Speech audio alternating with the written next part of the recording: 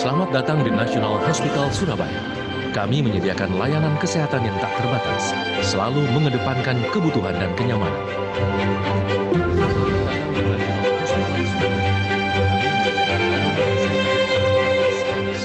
Kami memberikan pelayanan kesehatan yang bersifat spesialistis di setiap unit pelayanan, sesuai dengan bidang keahlian masing-masing. Dengan konsep annex building, tata ruang yang ramah lingkungan, pasien diberikan kenyamanan di dalam rumah sakit yang eksklusif dan elegan.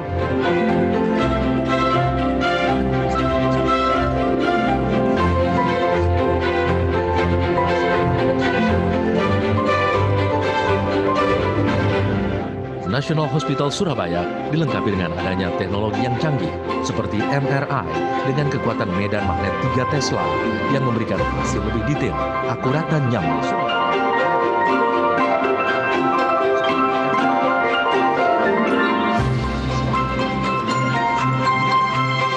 Ada pula CT scan 128 slices yang memberikan cakupan besar untuk menggambarkan organ manusia secara 4 dimensi.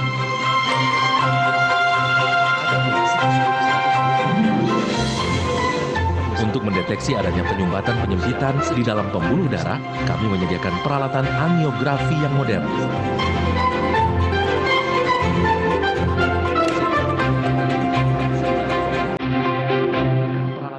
Seperti rumah sakit lainnya, emergency room menjadi pintu gerbang masuk pasien yang membutuhkan pertolongan cepat dan tepat.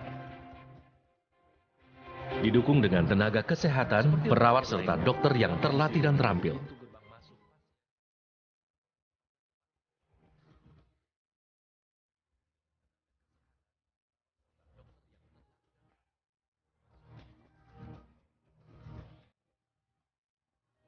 Dukungan fasilitas pemeriksaan laboratorium dengan peralatan canggih dan modern juga menjadi komitmen kami untuk memberikan yang terbaik kepada pasien. Salah satunya dengan menggunakan sistem pneumatic tube, di mana pengiriman material seperti hasil tes lab, rekam medik pasien, dan obat semakin menghemat waktu dari satu ruangan ke ruangan lainnya. Selain itu, kami siap untuk melayani lebih banyak bayi baru lahir yang membutuhkan perawatan intensif, seperti kelainan atau lahir prematur dalam ruang neonatal intensive care unit. Desain interior modern NICU memberikan suasana yang lebih nyaman dan hangat untuk pasien. Khusus bagi pasien dengan penyakit ginjal kronik dan penyakit ginjal akut dalam kondisi tertentu, National Hospital memfasilitasi dengan adanya ruang hemodialisis. Fasilitas di rumah sakit ini dirancang secara tegas untuk menciptakan lingkungan yang nyaman agar dapat melakukan operasi bedah kecil maupun bedah besar secara aman. Pasien dengan kebutuhan fisioterapi, khususnya untuk meredakan rasa sakit dan keinginan beraktivitas kembali secara normal, bisa memanfaatkan fasilitas sport center untuk berlatih di bawah pengawasan petugas yang terlatih. Kami menyediakan fasilitas kamar perawatan yang dirancang khusus untuk memberikan kenyamanan sehingga secara psikologis dapat mempercepat proses penyembuhan pasien.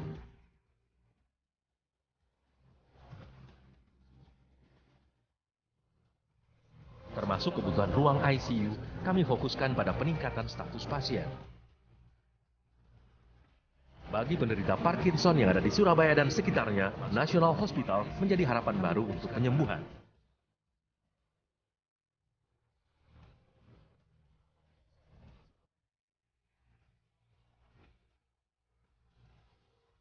Di tahun 2015 lalu, ada 100 pasien penderita Parkinson tremor ataupun movement disorder dioperasi dan berhasil tercatat di Museum Rekor Indonesia. National Hospital Surabaya juga mempunyai peran sosial yang penting dalam kehidupan masyarakat, di mana tim dokter kami tidak hanya mencoba menyembuhkan penyakit, tetapi turut mengedukasi masyarakat mengenai pencegahan penyakit, rehabilitasi, sekaligus promosi pentingnya hidup sehat. National Hospital Surabaya senantiasa memberikan layanan kesehatan yang komprehensif dengan berfokus pada pasien dengan dukungan dari para profesional yang ahli dalam bidangnya. Kami juga berusaha mewujudkan untuk membangun SDM yang profesional, akuntabel, dan berorientasi pada pasien, serta berintegritas tinggi dalam memberikan pelayanan. National Hospital Surabaya berusaha menjadi partner layanan kesehatan kebanggaan Indonesia. National Hospital Surabaya berusaha menjadi partner layanan kesehatan.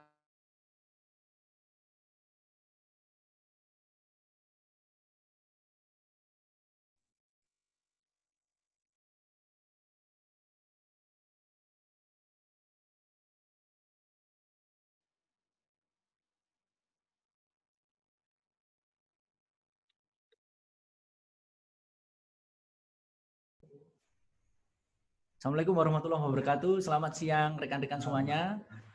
Berjumpa kita dalam acara virtual gathering epilepsi, sebuah acara virtual meeting untuk pasien-pasien dan penderita epilepsi berikut dengan keluarganya agar kita bisa saling memberikan support satu sama lain dalam sebuah acara yang kita kemas dalam bentuk virtual gathering epilepsi.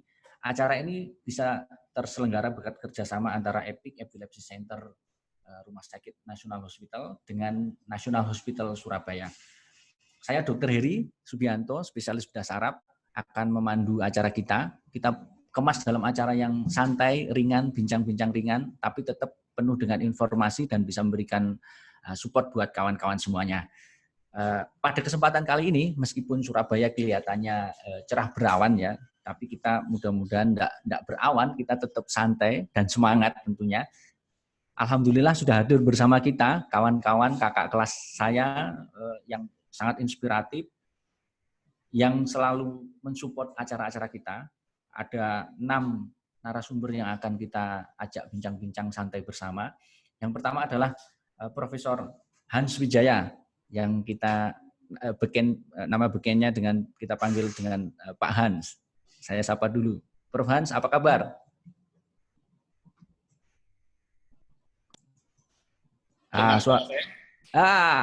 Dengar ini.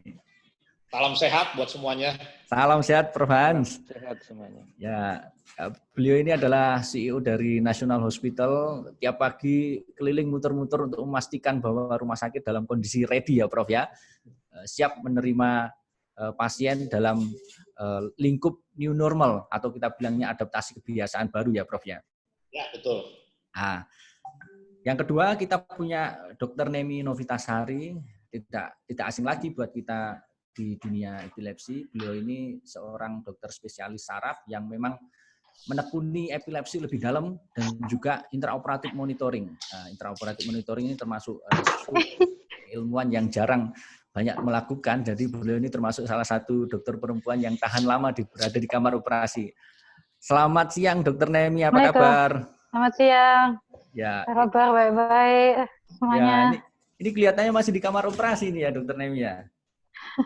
Selamat siang, Dokter Han, masih di kamar operasi. Ya.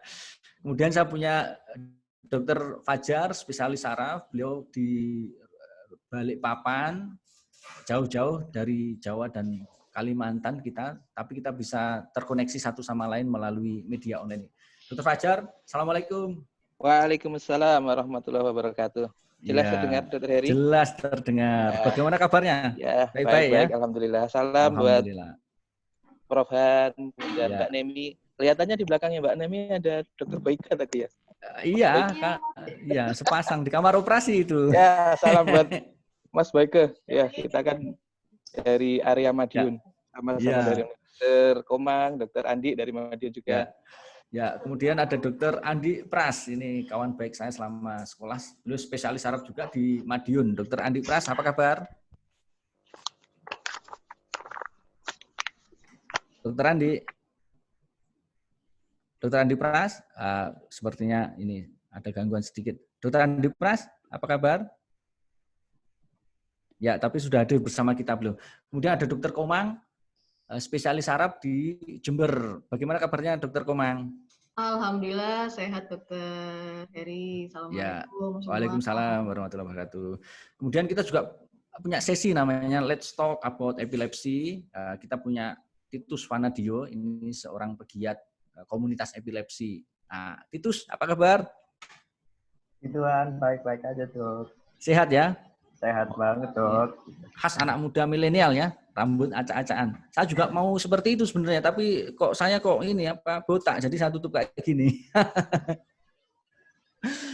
Ya, jadi itulah tadi 6 narasumber yang sudah saya perkenalkan satu sama lain. Sebelum ini kita akan coba menyimak sebuah video yang inspiratif buat kita, memberikan rasa safety, rasa aman jika kita akan menuju ke rumah sakit. Sebuah video dari National Hospital.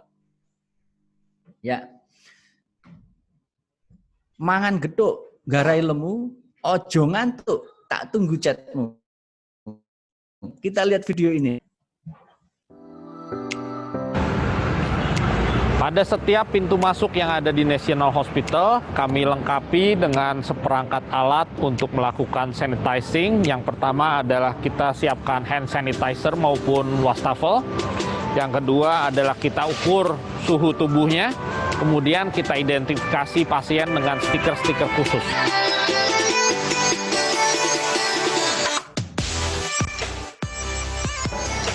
Untuk menjaga keamanan dan keselamatan baik pasien maupun pengunjung, saat ini kita membatasi semua pengunjung untuk tidak diperkenankan bertemu dengan pasien dirawat inap. Namun kami sebagai solusinya, kami sediakan bilik televisit di mana pasien bisa bertemu dengan pengunjung melalui media audio video call.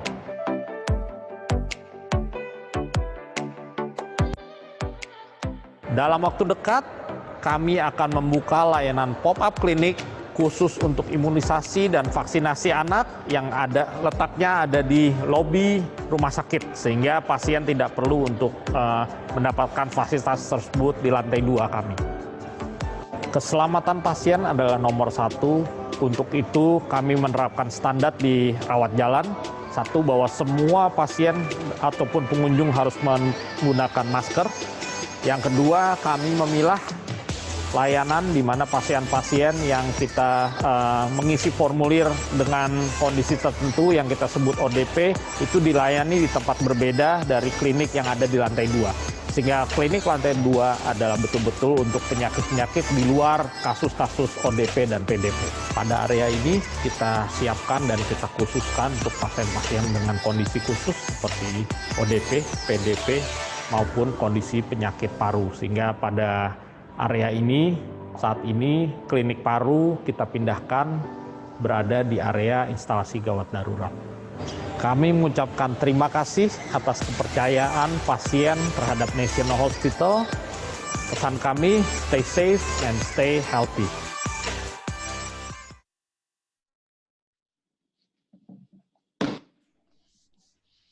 Stay safe and stay healthy, Prof. Han. Kalau lihat video itu, semua sekarang sudah muncul ya, Prof. Ya. Kita di sini punya temporary tent, kemudian kita punya juga yang untuk pasien-pasien yang mau imunisasi pun bahkan sudah dipisahkan tempatnya, Prof. Ya. Tapi sebenarnya kalau kita mau flashback ini, Prof.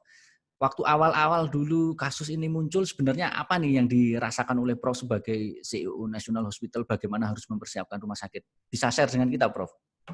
Iya, makasih dok. Jadi video itu sebagai catatan buat teman-teman semua, video ini dibuat mungkin sekitar 2 bulan lalu ketika kondisi masih serba relatively lebih tidak menentu ya. Jadi yang saya tangkap ketika, saya ingat ya, penyakit COVID-19 masuk di Surabaya itu di awal-awal Maret, ya, salah satu rumah sakit awal yang melayani pasien COVID waktu itu adalah di National Hospital. Ketika ada situasi saat itu, saya nangkap ada 2 hal yang sangat jelas. Pertama adalah ketakutan. Jadi setiap orang ini takut untuk ketemu orang lain, antar pasien takut, dokternya juga takut ketemu pasien, pasiennya juga takut ketemu dokter. Lah ini nih, rasa takut ini yang paling memonopoli. Dan yang kedua adalah rasa ketidakpastian. Bahwa kita berhadapan dengan sebuah penyakit yang kita belum banyak tahu, kita baru dengar, jurnalnya juga masih sangat sedikit, dan evolving, selalu berubah. Sehingga kondisi ini yang membuat kita di rumah sakit Dr. Heri untuk menerapkan sistem-sistem, yaitu memberikan rasa aman kepada pasien dan kepada tenaga kesehatan umumnya. Maka kita coba pada saat itu membuat langkah-langkah, menyiapkan tenda khusus untuk memisahkan IGD dari kasus-kasus yang biasanya terjadi di IGD, dan juga kita sudah pisahkan rawat inap. Ini dalam rangka untuk memberikan rasa aman kepada semuanya. Itu di awal seperti itu, Dok. Ya, dan kita bersyukur alhamdulillah sampai sekarang tetap memberikan pelayanan untuk pasien-pasien COVID, tetapi kita juga begitu menghadapi era new normal ini, mau tidak mau tetap kita harus mulai beradaptasi ya Prof. Karena menurut informasi juga kita tidak bisa untuk tidak terpapar mau sampai kapan. Misalkan vaksin misalnya ketemu juga masih dalam riset ya Prof. Ya. Jadi setelah itu pun kita mulai beralih menyiapkan pelayanan-pelayanan tapi dengan protokol-protokol yang baru. Begitu ya Prof. Ya. Oh, jadi waktu kondisi awal ya paling kita waktu itu mencoba mempersiapkan, kemudian kita sadar bahwa background saya kebetulan saya dari public health ya, dari public health kita lihat bahwa kondisi penyakit ini nampaknya akan ada di sekitar kita dalam waktu cukup lama ini. Sehingga konsep new normal saya kira tepat, bagaimana kita beradaptasi atau kita bicara dancing in the rain. Hujannya udah datang, tinggal kita mau memaki-maki hujannya atau kita coba menari di tengah hujan. Saya kira itu kira-kira prinsipnya, Dok. Saya menari kaku kalau saya menari ini, Prof. Saya berjalan aja kalau saya berjalan bersama. Satu hal lagi, Prof, yang cukup menarik juga bahwa ternyata di nasional juga untuk membuat make sure patient and family mereka mau datang ke sini aman, itu selain juga pembuatan zona itu juga ternyata juga dilakukan rapid untuk tenaga kesehatan yang bekerja di sini. Tidak hanya tenaga kesehatan, Prof, bahkan seluruh karyawan ya, Prof, ya. Seperti itu, Prof. Ya, jadi pada saat new normal ini ada protokol-protokol yang kami terus perbaiki dan kami perkuat. Yang pertama adalah bahwa setiap periodik, setiap beberapa minggu satu kali, dalam satu hari seluruh karyawan kita, mulai dari dari cleaning service, dari security, perawat, petugas admin, termasuk saya sendiri dan seluruh dokter, itu dilakukan screening COVID-19 pada satu hari yang sama. Dan ini dilakukan berkala untuk mendapatkan, kami punya panel biasanya kami gunakan, bahwa kita free from COVID-19. Jadi tujuannya adalah satu, untuk melindungi tenaga kesehatan kita di dalam bekerja, karena mereka-mereka adalah para frontliner. Dan yang kedua, memberikan rasa aman kepada pasien. Nah, bukan hanya itu, kepada setiap pasien pun yang ingin mondok di National Hospital, kita lakukan standar screening yang bukan hanya screening COVID-19 dari antibody, tapi juga dari PCR test. Kemudian bahkan bukan hanya itu, penunggu dari pasien yang ingin ikut menunggu pasien di area yang non-COVID, ya, di area yang penyakit-penyakit non-COVID, itu juga diharuskan untuk melakukan tes serologi sebagai bagian dari fasilitas National Hospital tanpa dipungut biaya. Jadi hal ini semua kita lakukan untuk membuat rasa aman yang mana ini dibutuhkan dan dicari-cari masyarakat saat ini. Demikian, Pak. Ya. Terima kasih Prof. Hans. Itu tadi Prof. Hans, beliau adalah CEO National Hospital Surabaya, salah satu rumah sakit di Surabaya yang sekaligus juga menjadi salah satu rumah sakit rujukan COVID yang sudah menerapkan protokol-protokol kesehatan terkait dengan COVID juga. Nah, nanti buat kawan-kawan yang sudah bergabung, sekali lagi boleh nanti join dengan kita, live dengan kita via tanya, chatting boleh, mau live juga nanti silahkan. Kalau ada yang ngacung angkat tangan, nanti akan kita persilakan. Baik, Prof. Han, saya menuju ke Dr. Nemi dulu, Prof. Han, ya. Nah, ini Dr. Nemi ini sudah dengan masker N95 ini di kamar operasi. Dok, bagaimana Dok kabarnya? Sudah baik-baik siap ya? Kita sebenarnya ingin... Baik-baik, Prof. Han. Saya belum menyapa Prof. Han tadi. Sudah lama tidak bertemu, Prof. Han? Iya, ketemunya via WA. Via WA atau minta alat? Tapi tenang ini. Ini alhamdulillah pelayanan EEG di National Hospital juga sudah bisa kita mulai kembali nih. Prof. Han sudah memberikan ruangan khusus yang aman, luas, dan kemudian juga tempatnya lebih luas dari sebelumnya lah ya, Dokter Nemi ya. Iya, nanti jadi, tinggal menunggu coba sesuai nunggu sekat lagi untuk ruangan sesuai dengan syaratnya, nanti baru kita ya betul. mulai. Saya bahkan jadi orang cobanya kemarin untuk memastikan bahwa EEG-nya itu gelombangnya bagus kemarin. Jadi mentol semua nih di kepala ini, bekas knop-knopnya itu. Ya baik Dokter Nemi.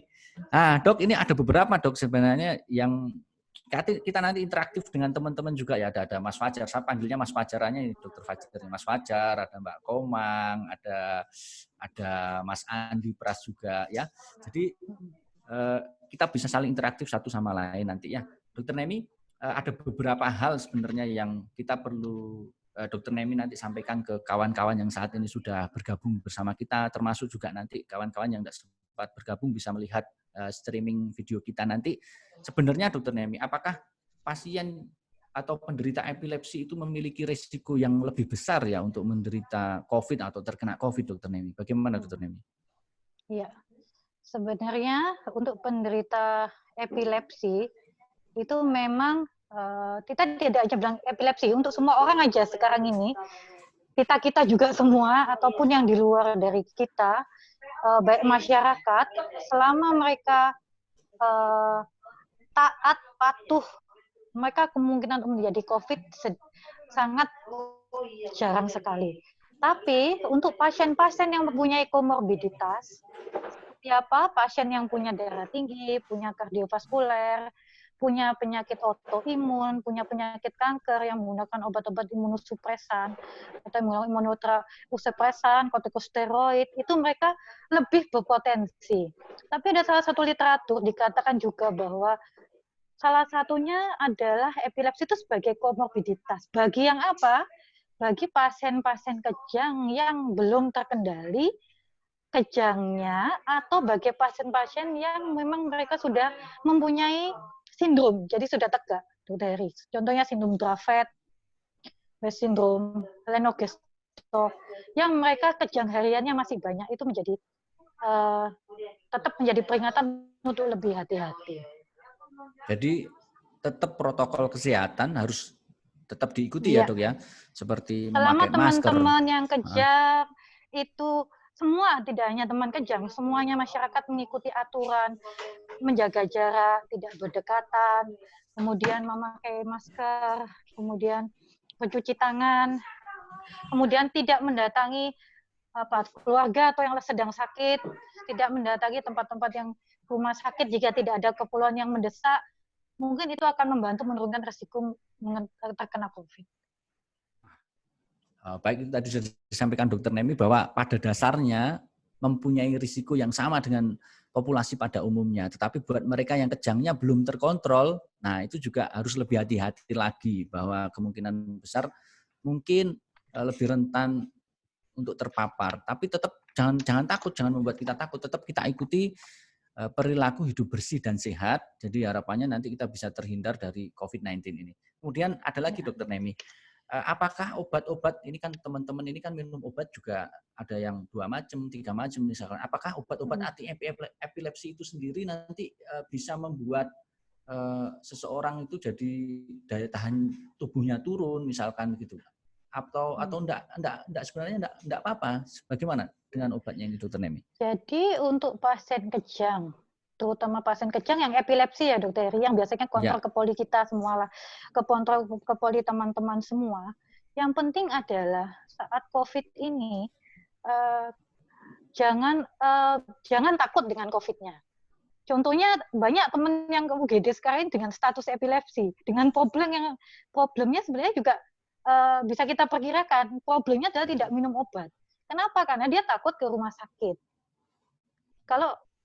Jadi yang pertama kali, minumlah obat teratur. Jangan dikurangi, karena takut 3x1, dikurangi 2x1, atau deman-deman 1x1. Obat epilepsi itu tidak boleh diturunkan sendiri. Yang kedua, waktunya jangan lupa. Yang ketiga, jangan lupa untuk mengingat pemicunya apa. Misalnya, dia harus tidur cukup. Kalau flu harus berobat. Kalau misalnya mens, dia harus ingat dia harus obat tambahannya apa. Itu mereka harus patuh, intinya patuh. Seandainya tidak takut ke rumah sakit, takut kehabisan obat, sekarang ini di beberapa rumah sakit, contohnya di National Hospital, kita memakai teleconference. Teleconference, sebentar kita menanyakan gejalanya ada tidak, kemudian kita, obatnya kebetulan kalau dari nasional bisa kita kirim. Ada beberapa rumah sakit itu menerapkan pengobatan dengan cara sistem 2 bulan sekali baru diambilkan oleh keluarga yang tidak beresiko. Artinya keluarga yang sehat itu boleh mengambilkan obat saja di beberapa rumah sakit pemerintah. Ya. Itu Nah ini jadi catatan ini nanti ya, terutama buat kawan-kawan kita yang di daerah ya, Dokter Komang, Dokter Fajar, Dokter Andi, mungkin nanti tentang ketersediaan obat dan bagaimana obat itu bisa didapat coba ditanyakan kesediaan obat. Itu nantinya kita nanti akan tanya. Kita tanyakan ke teman-teman ya. Nanti kita tanya ke teman satu persatu. Masalahnya kita ini tidak ada iklan, jadi ternyata tidak ada jeda iklan, jadi ya saya langsung ke pertanyaan berikutnya. Tidak apa-apa ya Dokter Nemi ya? Boleh. Tidak apa-apa Dokter Nemi. Karena tidak ada iklannya ini ya. Jadi gini Dokter Nemi, beberapa pasien itu sudah mulai tanya-tanya, dok ini saya harusnya ini jadwal EEG, ya misalkan seperti itu. Nah itu bagaimana? Apakah nanti saya harus bagaimana dok? Kita tunda dulu EEG-nya apa saya harus tetap datang ke rumah sakit untuk EEG? Ada enggak kriteria kira-kira? Oh ini EEG bisa di withhold dulu, ditunda dulu. Oh ini harus cepat EEG, datang ke rumah sakit nanti ada protokol yang khusus. Nah itu bagaimana Dokter Nemi? Ya, jadi menurut ketentuan waktu di pertama kali sebelum bulan Juni Dokter Heri, itu memang kita karena belum ada kepastian dari ILE ataupun dari FCN itu belum diadakan, semua menutup pelayanannya. Tapi ini ada dari FCN dan AAN itu ada salah satu jurnal yang menyebutkan pembukaan kembali pelayanan EEG. Jadi reopen EEG, pelayanan EEG di rumah sakit. Di situ jelas bisa dilihat kalau teman-teman mau lihat itu di tempatnya chapternya ILE itu Dokter Heri, di halaman ILE itu di situ ada guideline-nya cara membukanya. Yang pertama kali untuk pelayanan EEG itu kita pilih pasiennya.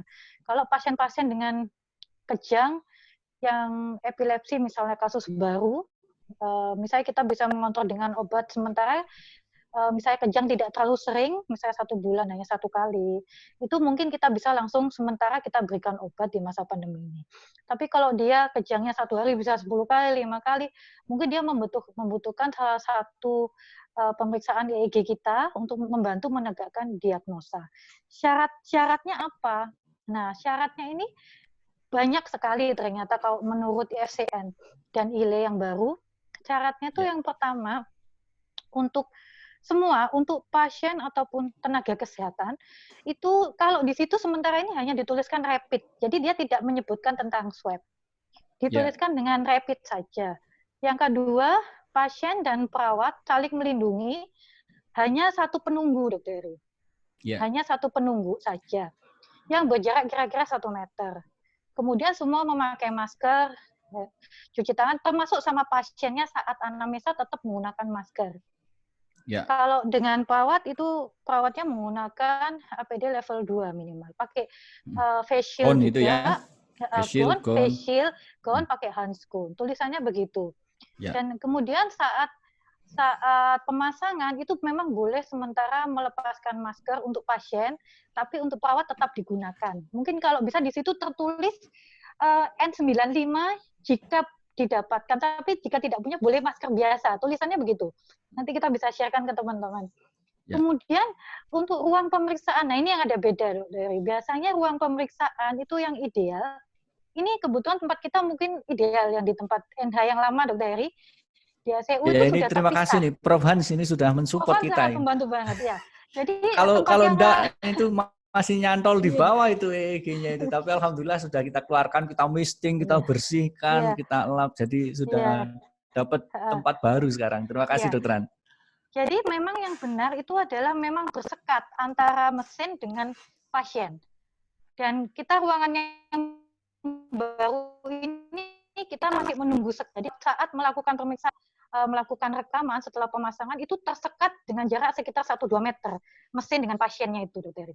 Kemudian yang ketiga untuk metode aktivasi untuk memicu kejangnya itu salah satu yang tidak boleh dilakukan hiperventilasi. Hiperventilasi itu tidak boleh dirutinkan saat COVID ini. karena Ya. aerosol ya. Ya. Kemudian boleh kalau perlu sekali misalnya juvenile myoclonic itu boleh dilakukan. Absan itu boleh dilakukan. Tapi kalau kita tidak mengarah ke arah gambaran itu sebenarnya tidak usah dilakukan. Dan kemudian jamnya diperpendek dari rekaman yang lama, Dr. Heri. Jadi mungkin kita tidak bisa yang panjang dulu, tapi kita lakukan jam yang lebih pendek. Mungkin itu sekedar masukannya. Kemudian alatnya kalau Jadi sudah, Dr. Heri, ada tambahan lagi. Alat itu kalau sudah selesai, alatnya kalau sudah selesai, itu alat mesin kita harus ditutup dengan plastik yang kita punya itu, Dokter, kalau salah. Kita punya plastik penutup. Ya. Kemudian elektrodenya itu bisa dengan alkohol, kalau kita tidak punya yang disposable, itu boleh ditaruh di dalam alkohol, dibersihkan dengan alkohol 1 jam di situ. Ya. Jadi itu semua untuk meyakinkan bahwa prosedur yang dilakukan itu aman, tidak hanya untuk pasien, juga penunggu dan tenaga kesehatannya, Dok, ya, perawatnya juga. Jadi kalau saya ringkas tadi ada 4 item setidaknya yang harus dilakukan. Yang satu itu prosedur untuk pasien, kemudian perawat kita, dokternya, penunggu pasien, PHBS intinya. Dan rapid, saya lihat ternyata rapid ya, Dok, ya. Jadi kebetulan rapid, di nasional kita juga punya rapid massal juga yang kita kerjakan di nasional itu. Semua pasien sudah harus rapid. Swabnya juga belum tertuliskan. Iya, ODC namanya. One day care itu harus minimal rapid dikerjakan. Jadi satu tadi prosedur untuk pasien, penunggu satu, dan tenaga kesehatan. Yang kedua adalah tempat yang sudah dijelaskan Dokter Nemi. Yang ketiga metode aktivasi, dan yang keempat adalah desinfeksi pasca penggunaan alat itu. Itu semua untuk memastikan bahwa alat dan semua prosedurnya itu aman untuk tenaga kesehatan, untuk pasien, dan untuk penunggunya. Gitu ya, Dokter Nemi ya. Perlu kita tanya sama teman-teman, Dokter, karena kadang-kadang susunannya EEG dengan bed itu di sebelahnya. Itu yang mungkin harus dikasih jarak mestinya. Mesin EEG-nya ini, Dok, ya, maksudnya ya. Iya, komputer mesin itu ya. EEG dengan si komputernya dengan bednya itu biasanya jadi satu, samping dampingan itu tidak boleh. Wah, kita bersyukur ini yang di atas itu sudah pisah jauh ternyata. Pisah jauh, disekat jarak 1-2 meter. Pisah jauh dan sudah disekat hampir 2 meter itu. Yang lama juga sudah sekatan. Sudah sekatan, iya. Betul.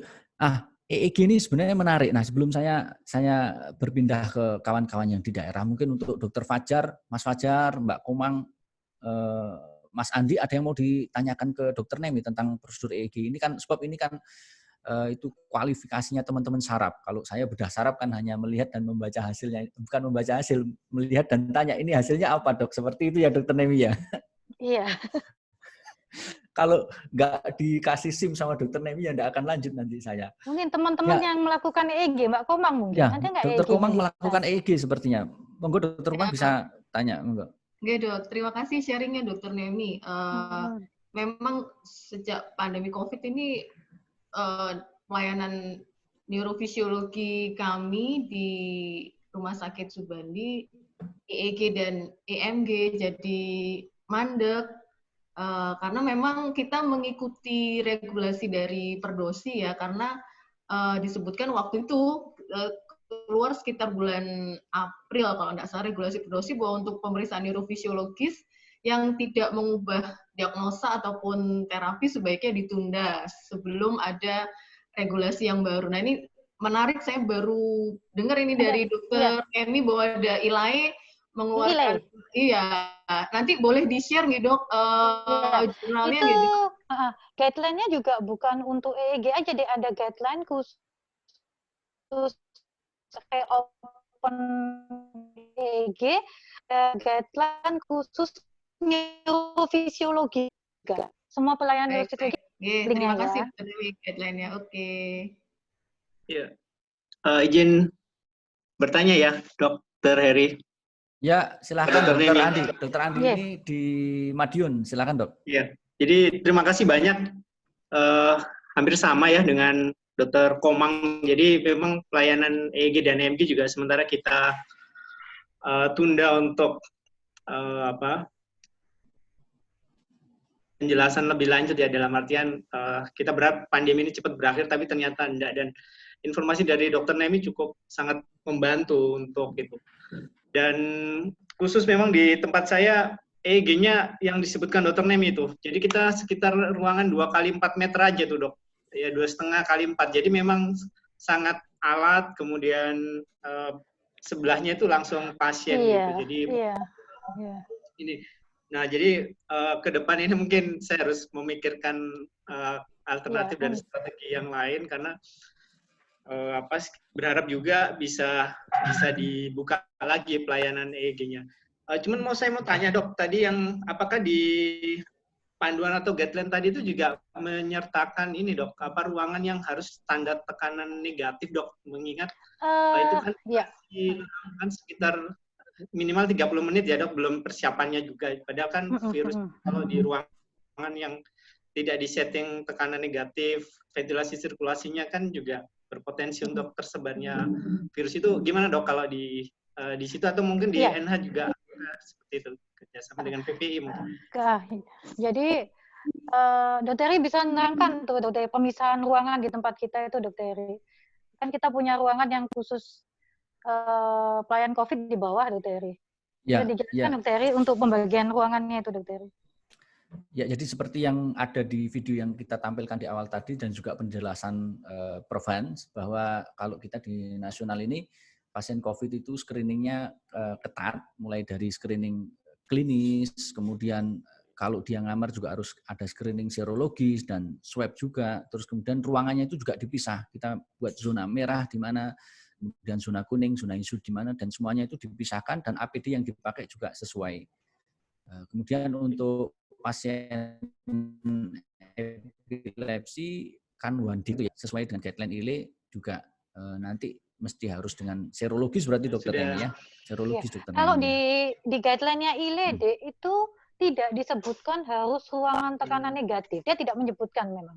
Jadi sudah saya baca dua-duanya itu tidak menyebutkan memang spesifik, tapi minimal mungkin sama seperti mungkin pelayanan EEG itu kayak gini deh, kayak kita di poli ya mestinya ya. Kalau kita di poli itu selama kita rumah sakit, kalau DNA semua bisa kita cek ya, jadi dicek aman. Tapi kalau di poli lah, kita itu kan menerima pasien yang tidak kita rapid dan juga tidak swab kan sebenarnya kayak gitu ya.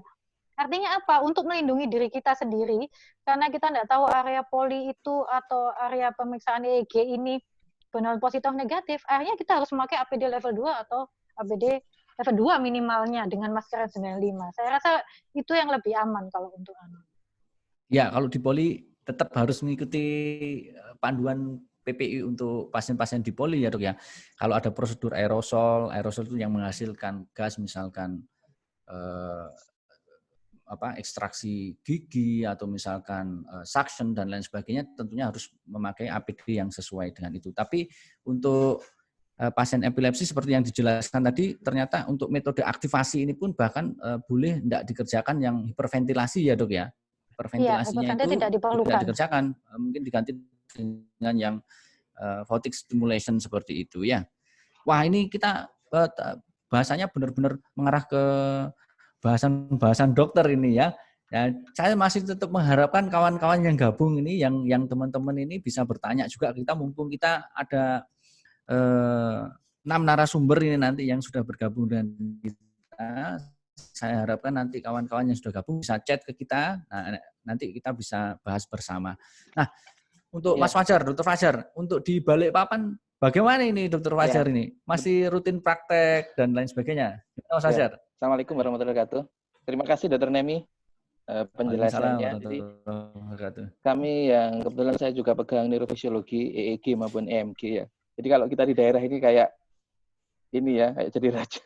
Semua sub kita kerjakan ya. Jadi ya sudah EMG kelihatan Mas, kita masih kelihatan raja sudah kalau Mas Fajar ini sudah. Ya semuanya seakan-akan ini ya menguasai semua, padahal kita Masya Allah jadi masih kurang sekali ilmunya. Sementara EMG kita tidak lakukan. Kalau EEG selama COVID ya kerjakan baru 2 kali ya, dan itu pun terpaksa. Jadi kita pun juga pakai protap dan panduan yang minimal kita lakukan rapid ya, rapid. Walaupun itu anak-anak tetap kita rapid ya. Jadi cuma ruangannya memang seperti yang disampaikan Dr. Nemi, seperti itu idealnya. Cuma kadang kita di poli sempit ria ya. Ya, kita masih poli ya gitu. Ya problemnya gitu. Jadi kalau ideal seperti itu nanti coba nanti kita bicarakan dengan PK nanti. Cuma yang perlu saya garis bawahi masalah ruangan bertekanan negatif ini memang nggak ada ya dok ya, Mbak Nemi, ketentuannya harus itu ya. Tidak ada ketentuan, tidak disebutkan. Ya, kalau tidak memang disebutkan di guideline-nya itu. Berarti kita memang harus paket hemat nih PAHE untuk EEG-nya. Jadi nggak ada HV, HV-nya kita skip ya, nggak ada HV dan juga mungkin persiapan juga mungkin kalau perlu di ruangan terbuka, bukan di ruangan itu. Kita buka mungkin ya nanti. Bagus, terbuka gitu. Karena kalau persiapan plus dengan EEG-nya bisa 45 sampai 1 jam ya. Kasihan juga yang perawatnya EEG yang ngerjakan ini bisa kalau kecuali bersekat dokter. Berarti nanti bagus itu. Kecuali bersekat bisa lebih lama sedikit. Kita usulkan untuk dikasih sekat sehingga kita berani ngerjakan. Karena kita rutin juga pasien yang masuk INA pun kita lakukan ini pasien yang bukan hanya juga untuk stroke, kita lakukan rapid untuk inilah penjagaan kita semua. Ya, kita gitu ya. Makasih Mbak Nemi. Sama-sama, Dek. Ya. Makasih Dokter Nemi pencerahannya ini ya. Jadi salah satu tujuan kita berkumpul online itu adalah untuk bertukar pikiran ya. Jadi Dokter Nemi ini aktif sekali, beliau mengikuti perkembangan update di web ILE dan memang yang kita jadikan panduan salah satunya itu adalah guideline dari ILE tentang penanganan epilepsi. Nah, mestinya jeda iklan, tapi karena ini bukan televisi, jadi tidak ada iklan. Jadi saya langsung saja tanya ke Dokter Komang ya. Dokter Komang, untuk di Jember Dokter Komang, bagaimana kabarnya? Masih tetap aktivitas ya Dokter Komang ya? Dokter Komang ini kebetulan suaminya juga kawan baik saya, adik kelas saya, Dokter Novan Bedah Saraf. Jadi ini juga raja loh Mas Wajar ini di Jember ini. Oh iya. Mas Wajar, udah kelihatan itu. Raja di Jember ini. Raja kecil. Ya. Gimana Dokter Komang? Masih tetap aktif praktek ya? Ada keluhan enggak kesusahan dapat obat misalkan atau bagaimana? Memang tadi seperti Dokter Nemi juga, jadi ada mungkin 1 minggu ini 2-3 pasien yang biasanya terkontrol kejangnya akhirnya MRS karena takut berobat, takut ke rumah sakit, tidak minum obat atau obatnya diatur sendiri, dosisnya yang biasanya 2 kali, 3 kali jadi hanya diminum 1 kali, akibatnya kejang jatuh pada kondisi status. Ini baru 1 jam yang lalu kurang lebih saya terima laporan dari dokter UGD, ada pasien gravid, hamil, kemudian persiapan untuk SC dan pasien itu kebetulan epilepsi dan kejang lagi ya seperti itu karena takut berobat dan sebagainya. Jadi memang itu kendala semua pasien ya, tidak hanya pasien epilepsi ya, takut untuk ke rumah sakit. Ya kan memang mungkin mengikuti anjuran pemerintah juga untuk stay at home gitu ya, harus ya mungkin tugas kita sih untuk edukasi sebanyak-banyaknya sampai berbusa-busa gitu mungkin ya, bahwa kita sudah menerapkan protokol kesehatan dan sebagainya supaya tetap aman gitu. Kalau di tempat kami sama mungkin ada telemedicine juga, kemudian karena sebagian besar pasien BPJS, jadi kalau pasien epilepsi sebenarnya banyak regulasi yang membantu, misalnya bisa regulasinya seperti itu. Kemudian bisa PRB juga, mungkin teman-teman yang di daerah kan 80-90% pasien BPJS, jadi ada PRB, program rujuk Bali gitu yang bisa membantu pasien-pasien epilepsi jadi supaya tidak putus obat, supaya kejangnya terkontrol. Mungkin seperti itu Dokter Heri. Tapi alhamdulillah sih akhir-akhir ini ya sejak mulai gaung new normal ini sudah mulai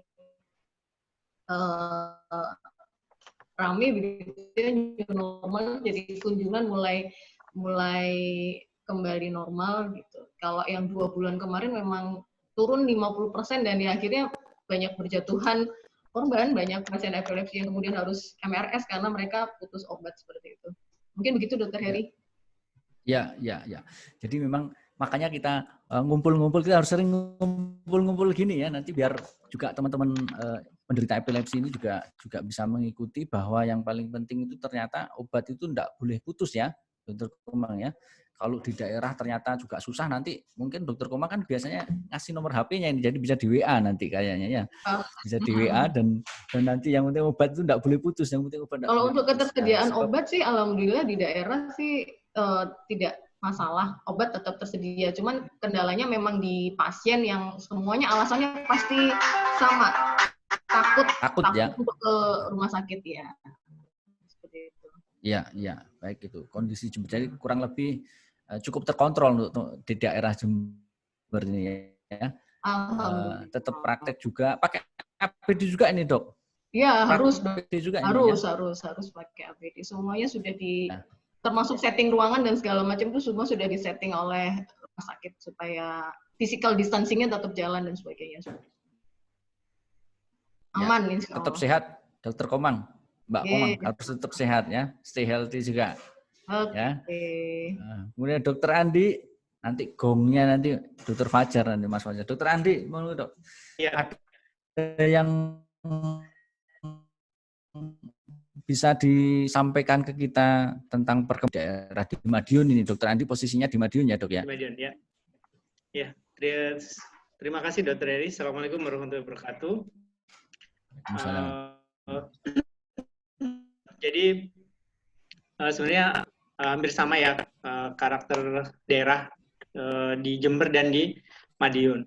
Cuma memang kebetulan saya di Rumah Sakit Umum Daerah Madiun sampai saat ini belum atau tidak menjadi rujukan utama gitu. Jadi memang ada sedikit tanda kutip pasien-pasien relatif merasa lebih nyaman datang ke Rumah Sakit Umum Daerah Kota Madiun gitu.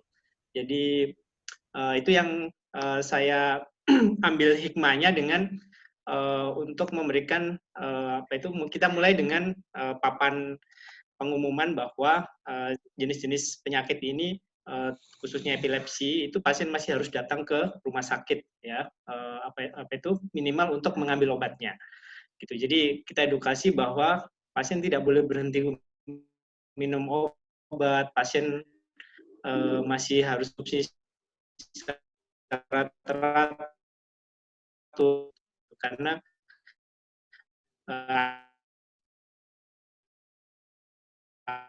akan berisiko kambuh yang pertama yang ya untuk obatnya. Jadi kesulitan pasien dengan komorbid misalnya pasien-pasien dengan usia lanjut ya, epilepsi yang usia lanjut itu kita perkenankan untuk dibantu oleh keluarganya yang siap untuk mengambil obat gitu. Jadi tidak harus pasiennya yang datang. Kebetulan untuk yang di Rumah Sakit Daerah Madiun kita belum ada telemedicine ya, telekonferensi itu. Jadi ya hanya ada beberapa pasien yang via WhatsApp yang sudah ini seperti itu. Jadi terus kemudian kita juga bantu yang PRB itu memang angkanya jarang karena pasien beberapa puskesmas belum siap untuk menerima ketersediaan obat di puskesmas. Jadi akhirnya pasien kembali ke rumah sakit. Jadi untuk pelayanan pasien-pasien alhamdulillah ini sih masih berjalan baik. Memang ada beberapa kekambuhan karena itu takut datang sehingga ada yang beberapa yang takut datang sehingga frekuensi kejangnya meningkat gitu. Yang ketika datang ya kita edukasi lagi untuk tidak takut dan pentingnya untuk minum obat secara teratur. Jadi alhamdulillah untuk obat-obat tersedia cukup ya di Madiun, tidak ada kendala dalam ketersediaan obat. Ya, Madiun. Seperti itu, Dr. Eri. Ya, terima kasih. Madiun, Jember aman insya Allah untuk ketersediaan. Tapi ternyata problemnya sekali lagi edukasi ke teman-teman penderita epilepsi dan keluarganya bahwa dulu sempat ada ketakutan mungkin ya tidak berani datang sehingga obat itu dieman-eman, minumnya harusnya 3 kali jadi 1 kali dan itu yang justru bisa memicu kejangnya. Nah ini harusnya tidak boleh seperti itu ya. Tetap diminum sesuai aturan, tepat waktu, obat habis harus ke rumah sakit tentunya dengan menerapkan perilaku hidup bersih dan sehat, ya kan dok ya, pakai APD misalnya. Minimal masker dan face shield kalau ke rumah sakit, jadi tidak perlu takut. Apalagi sekarang kan sudah mulai eranya new normal ya, adaptasi kebiasaan baru. Nah, sekarang saya beralih ke Mas Fajar ini, Kang Fajar. Nah, Bapak belakang kita ini waktunya ini Mas Fajar ya. Jadi ya bagaimana Mas Fajar? Kita bukan di Balikpapan ya, di kota Balikpapan, bukan di Balikpapan kita sembunyi, tapi kita iya betul. Kota Balikpapan. Kota Balikpapan. Jadi salah satu kota yang lumayan ramai dan tempat tujuan orang kerja di Kalimantan, khususnya di Kalimantan Timur. Jadi lumayan juga arus dari keluar masuknya ini ya, masyarakat yang ke Balikpapan. Jadi kembali ke epilepsi, jadi kan bukan hanya problem medis atau penyakit saja, tetapi ada psikologisnya pasien, ada sosial dari masyarakat juga. Jadi problem itu memang belum tuntas saat sebelum COVID kan, masih ada stigma dan sebagainya. Yang tugas-tugas kita lah mengedukasi ya, KIE ya, komunikasi, informasi, edukasi. Apalagi ditambah dengan COVID ini, maka faktor psikologis dari pasien juga tertekan, kemudian dari sosial masyarakatnya juga berubah. Nah ini yang kita wajib lebih lagi. Jadi satu masalah komunikasi tetap kita ini. Jadi kalau prinsip saya HP atau WA saya itu saya share ke pasien karena ini teorinya ada salah satu guru kita di UNER juga. Saya dari Dr. Erwin dulu dari penyakit dalam. Nggak apa-apa deh kamu kasih nomor WA atau pasien HP. Paling yang menghubungi kamu cuma 5 atau 10% saja. Memang betul dari sekian ratus mungkin. Dari atau sekian ribu pasien paling yang hubungi kita atau yang suka hubungi kita juga nggak terlalu banyak. Yeah. Tetapi itu sudah membantu. Artinya kalau ada problem mesti larinya ke kita dulu. Dok ini kok begini atau mungkin ada masih kejang, dosisnya berapa? Kita bisa kontrol dari atau mau lihatkan pola kejangnya bisa kan dari aplikasi dari WA.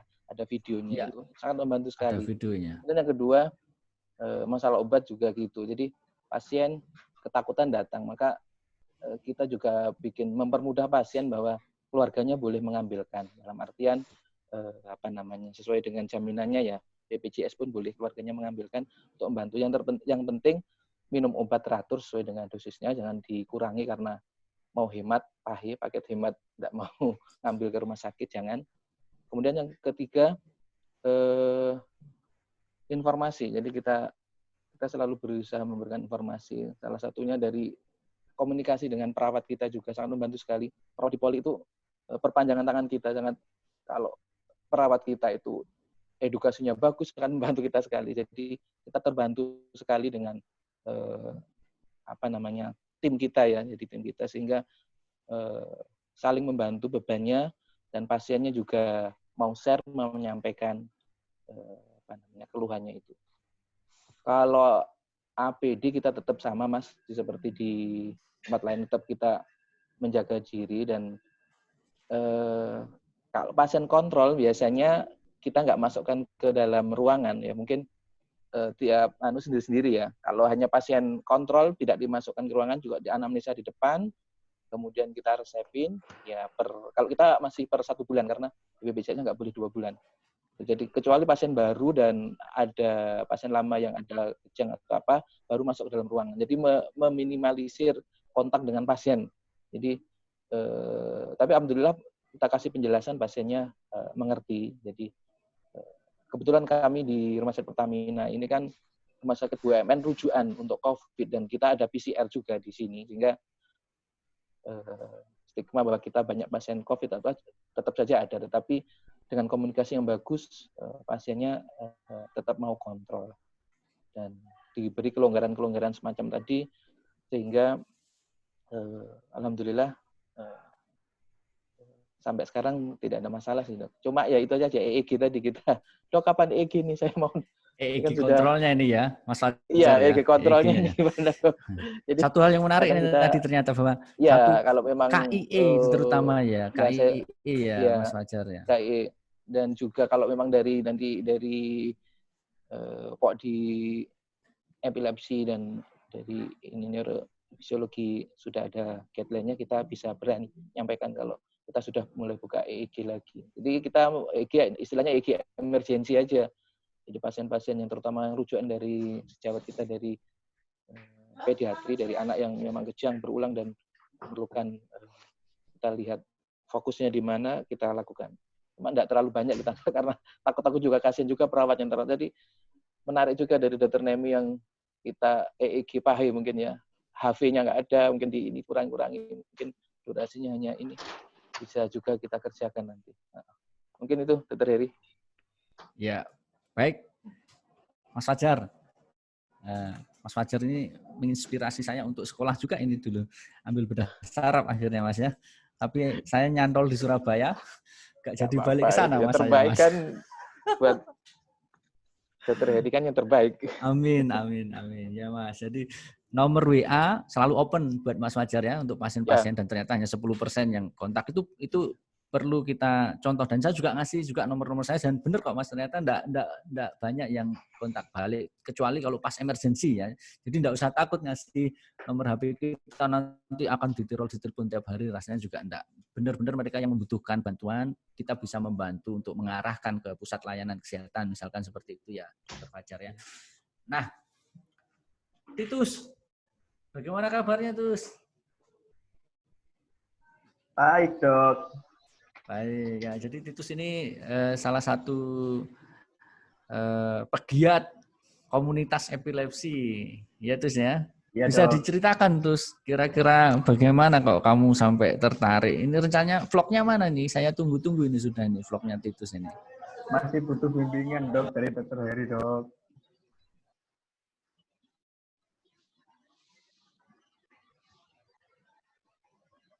Selama ini kan mestinya kontrol, ada ketakutan untuk datang ke rumah sakit baginya. Ya.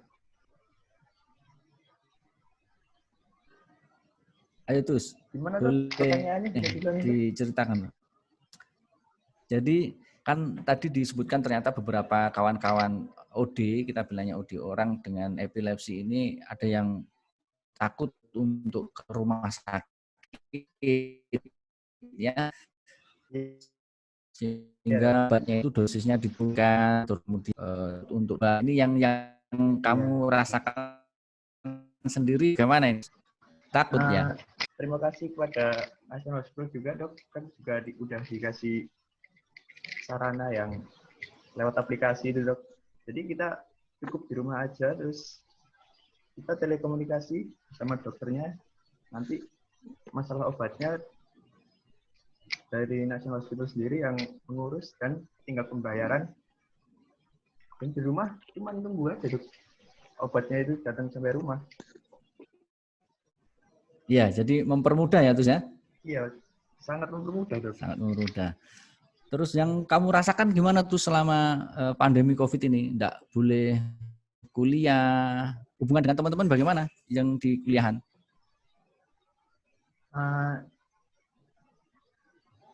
Yang disampaikan Dr. Heri sebelum operasi dulu, Dok. Ya. Dan dengan epilepsi itu kan kayak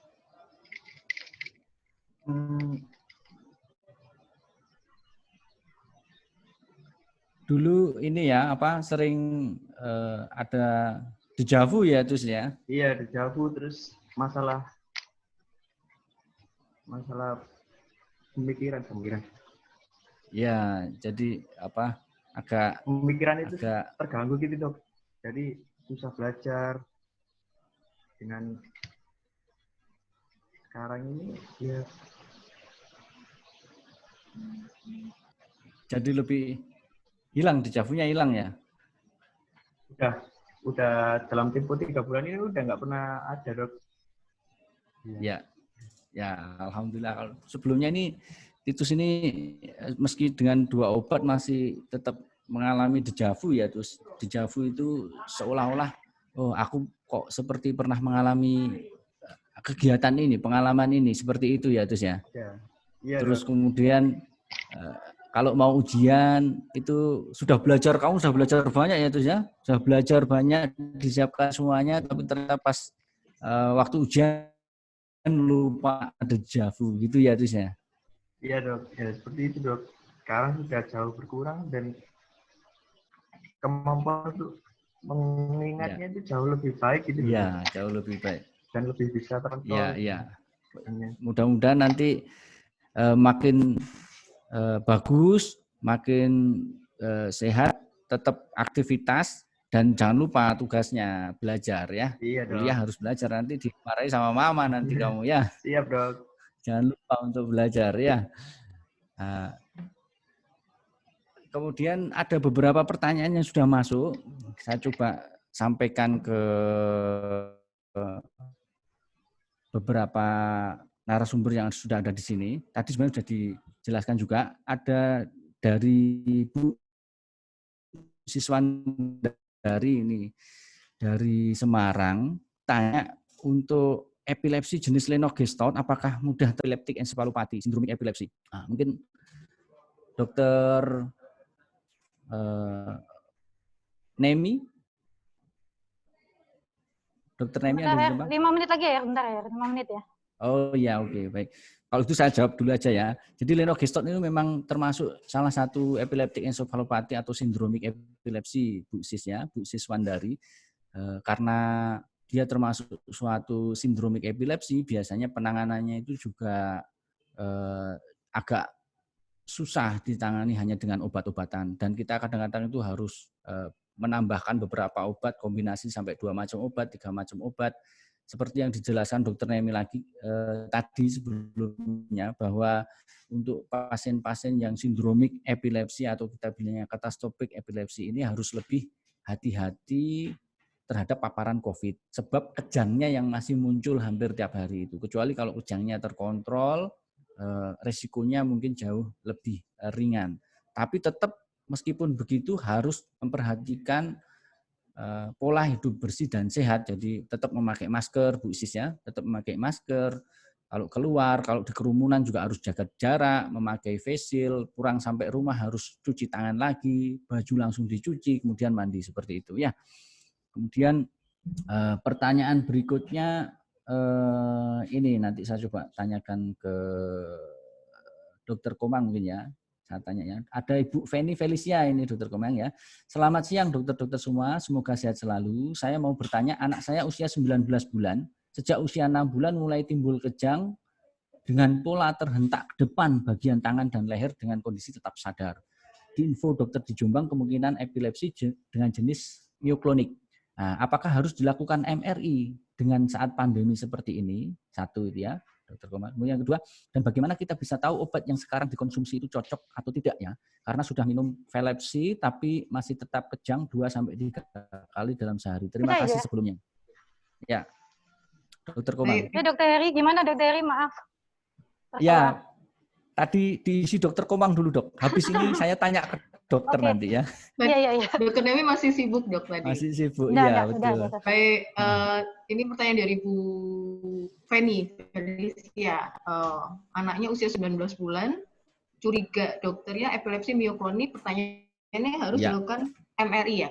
MRI di saat pandemi seperti ini ya? Iya, memang agak sulit ya dalam hal kita melihat dari kapan pasien epilepsi harus dilakukan pemeriksaan struktural gitu. Memang ada kriterianya, misalnya kejangnya kejang vokal atau mungkin usianya usia muda seperti itu.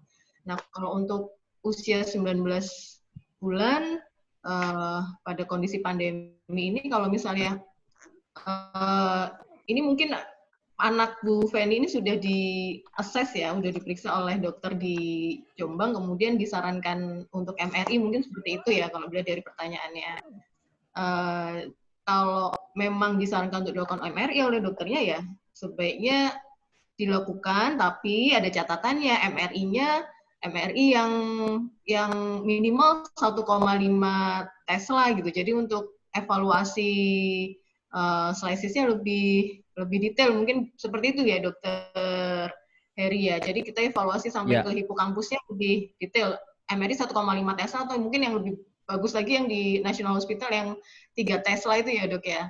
Jadi kita nggak nanggung kalau misalnya mau dilakukan MRI udah susah-susah, apalagi usianya 19 bulan 19 kan bulan. harus dilakukan pembiusan seperti itu kan.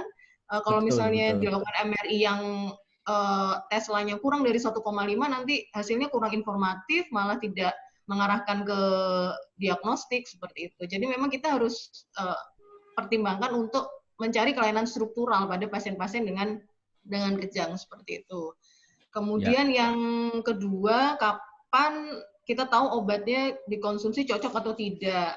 Jadi memang prinsipnya kalau pengobatan epilepsi itu kan kita monoterapi dulu, dosisnya optimal. Kalau dosisnya optimal tidak sanggup mengkontrol kejangnya, berarti harus polifarmasi, terpaksa polifarmasi ditambah dengan obat yang lain. Nah, mungkin anak dari Bu Feni harus dievaluasi dulu, berat badan berapa, dosisnya sudah optimal atau belum gitu. Kalau dosis optimal sudah maksimal dan masih tetap kejang, ya berarti harus ditambah obat yang lain. Itu satu ya. Kemudian yang kedua juga harus dievaluasi selain secara struktural juga secara fisiologis dilakukan EEG. Ini kalau kita bicara kondisi ideal ya.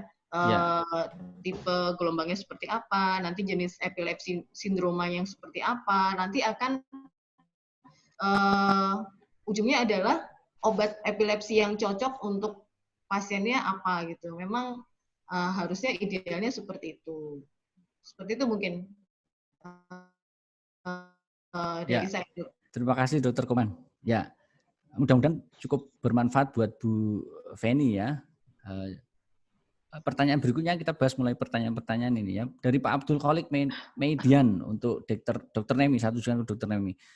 Dokter Nemi, adakah solusinya untuk pasien-pasien disabilitas lainnya seperti stroke, cerebral palsy, dan lain-lain yang tidak sempat mendapatkan terapi atau exercise rutin selama beberapa bulan di masa pandemi ini? Jadi mungkin tidak sempat ke fasilitas fisioterapi ke rumah sakit ya, jadi di rumah saja. Ada solusi tidak, Dok? Mungkin bisa exercise di rumah, Dok ya?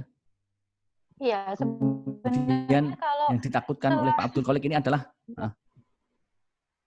yang ditakutkan apa, Dokter? Yang ditakutkan adalah kalau tidak ada exercise rutin, maka ada potensi periode emas yang akan terlewatkan sehingga kemampuan sensorik dan motoriknya makin menurun. Ya. Jadi biasanya Dokter Eri, kalau fisioterapi itu karena sebelum pandemi biasanya fisioterapi di rumah sakit pemerintah khususnya Dokter Eri itu hanya seminggu 1 kali kalau untuk pasien-pasien stroke, atau 2 minggu hanya sekali. Biasanya untuk melatih sendiri, jadi kan tidak mungkin dia hanya latihan 1 kali saja dalam seminggu. Itu biasanya yang mengantar, itu biasanya suruh memperhatikan. Coba dilihat fisioterapinya itu melatih apa. Biasanya saya suruh lihat. Supaya kenapa? Nanti kalau di rumah, itu tetap dilakukan pelatihan yang sama seperti yang dilakukan oleh fisioterapi. Biasanya kan ada untuk strengthening, untuk penguatan otot, itu kan dia ada latihannya. Nah itu kita biasakan keluarga harus melihat. Jadi saat pandemi ini meskipun tidak dilakukan fisioterapi, itu dia bisa melakukan stretching sendiri untuk ototnya, latihan jalan sendiri, memulainya dari mana, kalau bangun terus miring dulu, baru duduk, itu biasanya saya suruh perhatikan memang Dokter Eri, supaya saat-saat kayak gini memang layanan fisioterapi di beberapa tempat masih belum dibuka lagi. Jadi keluarganya harus memperhatikan. Tapi saya kurang tahu kalau di tempat lain ataukah ada konsultasi telekonferensi untuk terapi atau rehab medik, saya kurang tahu. Kalau di tempat yang lain ya Dokter, saya kurang tahu. Ya, kalau exercise kan memang exercise itu pada saat teman-teman fisioterapis mengajarkan kan biasanya juga keluarganya diberitahu ini nanti seperti ini dan itu harus diulang lagi pada saat di rumah ya Dok ya. Harus diulang di rumah, terutama di rumah. Oke, terima kasih Dokter Nemi. Kemudian ada lagi dari Bu Irma Lestari. Saya coba tanyakan ke Mas Fajar ini, Dokter Fajar. Dok, saya seorang perawat terapi, saya bekerja sebagai terapis autisme. Kemudian murid saya berdiagnosa Lennox-Gastaut syndrome, sindromik epilepsi ini Mas. Sudah 2 tahun yang lalu dia tidak pernah kejang dan baru kemarin dia mengalami demam tinggi 40 derajat Celcius. Tetapi ia tidak mengalami kejang. Hanya saja yang tampak pada anak tersebut adalah bengong, sianosis, dan seminggu yang lalu dia berhenti minum konsumsi kejang. Apakah faktor berhenti minum obat itu yang menimbulkan demam yang tinggi, Dok? Dokter Fajar. Mic-nya belum menyala, Dokter Fajar. Maaf ya. Jadi sudah bebas kejang, kemudian ada kondisi istilahnya provokasi ya dari kondisi tubuhnya yang tidak bagus sehingga timbul apakah kejang atau itu bukan kejang. Nah, itu yang kita harus pastikan dulu. Misalnya seizure atau pseudo-seizure dulu, kita pastikan dulu. Kalau ada videonya lebih bagus, kemudian kalau memang ada provokasi seperti itu ya kita nggak mengakses dulu sebagai epilepsi, mungkin akut symptomatic seizure. Jadi kita lihat dulu provokasinya, kalau kita obatin, misalkan dia kondisi-kondisi generalnya, apakah dia kekurangan dari elektrolit, kemudian dari panasnya yang tinggi, kita terapi, kemudian kondisinya bagus, ya kita tidak, istilahnya tidak membuat stigma lagi bahwa dia akan terjadi epilepsi lagi. Jadi yang pertama kita pastikan dulu anamnesanya, kemudian kalau ada videonya lebih bagus, kemudian kita periksa, ya tetap prosedurnya ada EEG ya, kalau memungkinkan kita lihat apakah sindromnya masih ada. Gitu. Karena kalau kita hanya dari anamnesa kadang itu berbeda persepsinya. Misalkan, betul. Ini dok, general dok, misalnya umum dok, ternyata setelah kita lihat videonya tidak. Atau ini kiri dok, ternyata kirinya pasien, kanannya kita. Nah, kita yang persepsinya beda. Tapi kalau dengan video itu kan otentik. Jadi saya menyarankan objektif itu. itu Jadi ya Mas kenapa WA saya itu aja. Ya, otentik dan objektif. Jadi kita bisa memberikan ini. Jadi pasiennya kan sudah takut dulu nih. Sudah gaduh gelisah dulu istilahnya. Waduh ini saya takut kejang dok, kejang. Ternyata bukan kejang. Nah, ya seperti itu. Jadi kita bisa memberikan saran, artinya pada saat kita bisa memberikan saran, kemudian tetap dibawa ke sarana kesehatan yang terdekat sambil kita evaluasi. Mungkin dari saya itu. Ya, jadi tetap ada namanya semiologi ya Dokter Fajar ya, Mas Fajar ya. Semiologi itu bagaimana seseorang itu sebelum kejang itu yang ditampakkan secara klinis itu apa? Apakah nanti tangannya mana yang bergerak duluan, mana yang tangannya diam, mukanya menoleh kemana, misalkan seperti itu ya Mas Fajar ya. Dan sekarang dengan semua orang hampir semuanya memiliki HP, jadi bisa merekam dan itu bisa dikirimkan ke dokter yang merawat masing-masing dan itu bisa jadi bukti objektif, oh ya ini benar kejang. Oh jadi ya ini kadang kira-kira pasien juga takut, dok ini, masa anak saya kejang. Mas Heri, jadi kadang pasien takut, dok masa saya anak kejang, saya ngerekam deh. Ibu, kejang kan memang masa mau memasukkan sesuatu juga tidak boleh kan. Jadi ibu dengan merekam ini manfaatnya jauh lebih besar daripada ibu mendiamkan saja. Artinya ada rekaman itu sebagai bukti objektif bagi dokter untuk mentreatmentnya. Jadi ibu artinya tidak merekam pun juga tidak bisa melakukan tindakan yang lainnya, tetap dibawa ke sarana terdekat. Ya. Sarana terdekat. Kalau memang, ya jadi salah satu bukti ya rekaman itu sangat diperlukan sekali, video itu. Memang treatmentnya kita memberi saran bahwa harus sedia obat-obat emergensi di kulkas dan sebagainya. Tetapi video itu akan menjadikan sarana kita, dasar kita untuk melakukan diagnosa terhadap pasien tersebut. Ya, jadi obat-obat epilepsi kan juga banyak ya, Mas Fajar ya. Mulai dari untuk ini jenis vokal atau terlokalisir aja, ini jenis general. Ya. Nah, dari video itu tadi itu setidaknya bisa menggambarkan, oh ini jenis epilepsi vokal, oh ini jenis epilepsi general, sehingga membantu dokter untuk melakukan pemilihan obat setidaknya seperti itu ya, Mas Fajar ya. Ya. Atau lagi status kan bisa juga.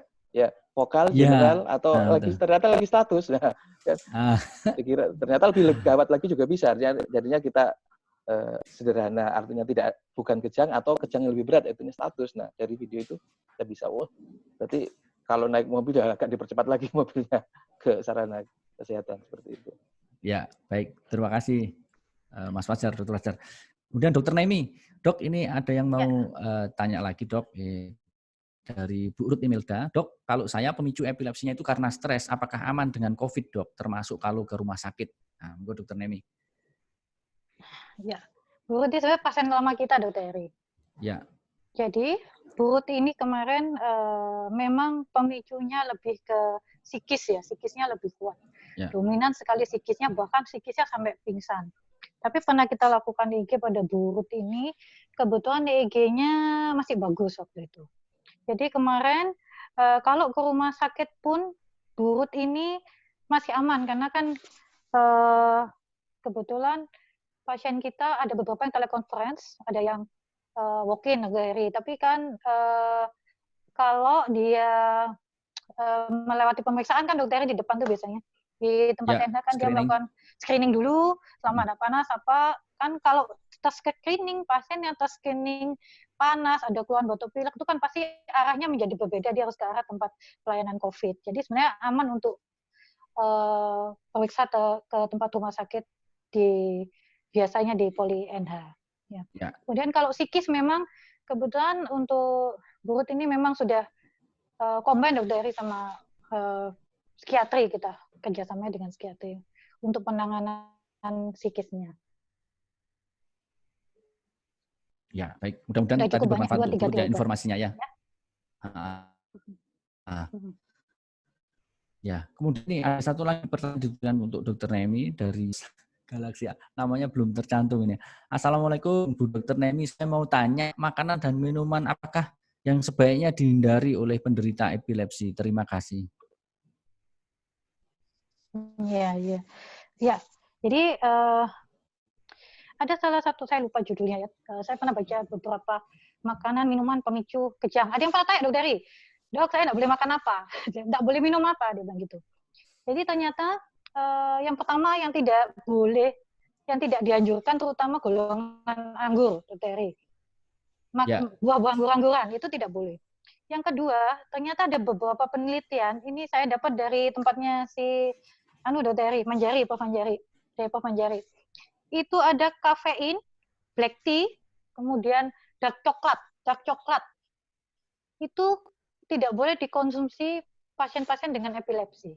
Karena kalau dia mengkonsumsi dalam bentuk gramnya saya lupa sekitar 40 gram ke atas kira-kira, itu akan memicu kejangnya. Terus ada lagi beberapa penelitian tuh di situ loh disebutkan camphor tuh mentol loh mentol fix balsem. Jadi naik kejang tuh jangan dikasih balsem. Itu ada tertulis bahwa camphor mentol yang golongan fix atau apa, itu kalau orang kejang kan kadang-kadang malah dilumuri itu memicu kejangnya juga. Jadi sekadangnya, jadi kalau kejang itu biarin aja, miringkan, selamatkan, keluarkan makanannya cukup, tidak perlu dibelonyoi, ambil balsem atau apa. Di situ disebutkan bahwa aromanya itu bisa memicu kejangnya berulang. Aromanya bisa memicu kejang. Dan makan seperti kopi, kafe, black. Iya, itu ada tulisannya. Camphor dan kawan-kawan itu ada eukaliptus ya, juga. Jadi mesti harus hati-hati nih ya. Kalau minuman selama kopi, ya. Kalau kopi cuma 1 gelas nggak apa-apa. Nek kopinya 8 gelas ya nggak boleh dalam sehari. Lah itu kafeinnya kafeinnya bersih, ya. Kafeinnya itu soalnya nanti tidurnya jadi kurang. Tidurnya jadi kurang kan ya. Dark coklat, gitu. Kafein, terus kemudian black tea itu kan stimulan juga ya dok ya. Itu stimulan itu ya. Stimulan, karena kafeinnya semua dianggap itu kafein, jadi dia akan memicu untuk kejangnya bertambah. Ya itu tadi mudah-mudahan nanti bermanfaat buat kawan-kawan yang ada di sini. Tidaknya 4 itu tadi ya, satu kafein, kopi, yang kedua dark coklat, yang ketiga black tea. Itu black tea, kemudian yang keempat jangan kasih balsam, aromanya bisa memicu kejang. Kemudian nih Dr. Eri, sebenarnya kalau makanan kalau mau diet ketogenik itu bisa sih sebenarnya ya untuk memperbaiki, tapi terutama pada yang anak-anak yang punya sindrom Brest, Lennox-Gastaut, sindrom Ohtahara itu boleh dibikin. Tapi kalau dewasa, kalau profil lipidnya tidak bagus itu sulit. Karena biasanya diet ketogenik itu hanya dilakukan di anak-anak kecil. Anak epilepsi yang masih usia kecil ya. Ya, terima kasih Dr. Nemi. Nah, ini ada pertanyaan saya lanjutkan ya. Kita masih punya waktu kurang lebih 15-20 menit ke depan dari Mbak Stefani Claudia. Nah, beliau ini juga salah satu pegiat komunitas epilepsi sama seperti Titus. Titus sudah kenal sama Mbak Stefani ya, Iya, sudah dok. Ya. Jadi yang kebetulan ditanyakan ke saya, tidak apa-apa ya, saya baca sendiri. Kepada Dr. Heri, bagaimana dengan proses bedah dari Dek Titus yang hanya membuka 6 cm tulang tengkorak? Apakah semua proses bedah epilepsi hanya sekecil itu, dok? Terima kasih, Tuhan berkati Titus. Jadi Mbak Stefani, salah satu yang kita kembangkan di nasional itu salah satunya memang minimal invasif untuk tindakan bedah epilepsi. Jadi kita insisinya kecil, hanya sekitar 10 cm di kulit, kemudian tulang tengkoraknya itu kita buka hanya sekitar 3 cm. Apakah semuanya harus seperti ini? Enggak bisa dikerjakan seperti ini. Ini dikerjakan untuk mereka terutama yang temporal lobe epilepsi. Jadi yang fokus kejangnya itu hanya muncul di sisi temporal saja, seperti saudara kita Titus. Kalau itu kejangnya, fokus kejangnya banyak, kita juga enggak bisa seperti ini. Ataupun seperti yang kemarin saya lakukan itu fokus kejangnya ternyata dari hasil iktal EEG itu di daerah temporo occipital. Jadi di temporal dan occipital, kalau seperti itu kita juga enggak bisa, kita harus buka lebih luas lagi. Jadi tentunya teknik yang kita kerjakan itu akan kita sesuaikan dengan kondisi pasien. Dari semiologi kejang, dari iktal EEG atau EEG, iktal lebih bagus lagi, dari MRI dengan protokol epilepsi. Kalau semuanya mengarah ke satu sisi ke temporal, misalkan kita bisa kerjakan dengan teknik itu.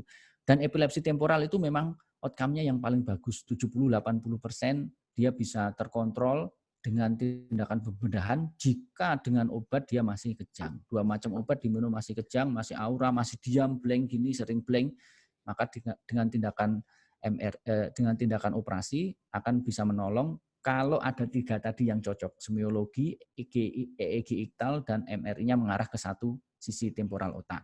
Nah, seperti itu. Mudah-mudahan bisa membantu menjawab. Terus kemudian pertanyaan yang lainnya dari Arvin Widiawan, apakah efek samping setelah pembedahan?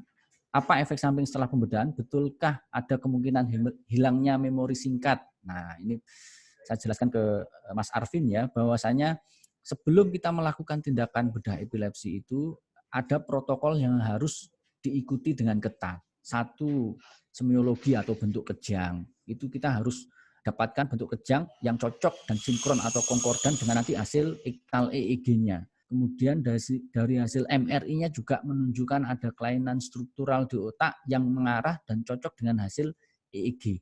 Dari 3 sumber kejang ini, apakah cukup langsung dikerjakan epilepsi? Pada beberapa kasus kita akan lakukan juga pemeriksaan namanya neuropsikologi test untuk mengetahui bagian-bagian area otak ini kira-kira kita bandingkan kanan dan kiri mana yang optimal, ataukah kalau kita lakukan sesuatu di otak satunya apakah nanti akan bisa berkompensasi untuk mengambil alih fungsi yang sekiranya diambil dari bagian otak yang kita operasi itu.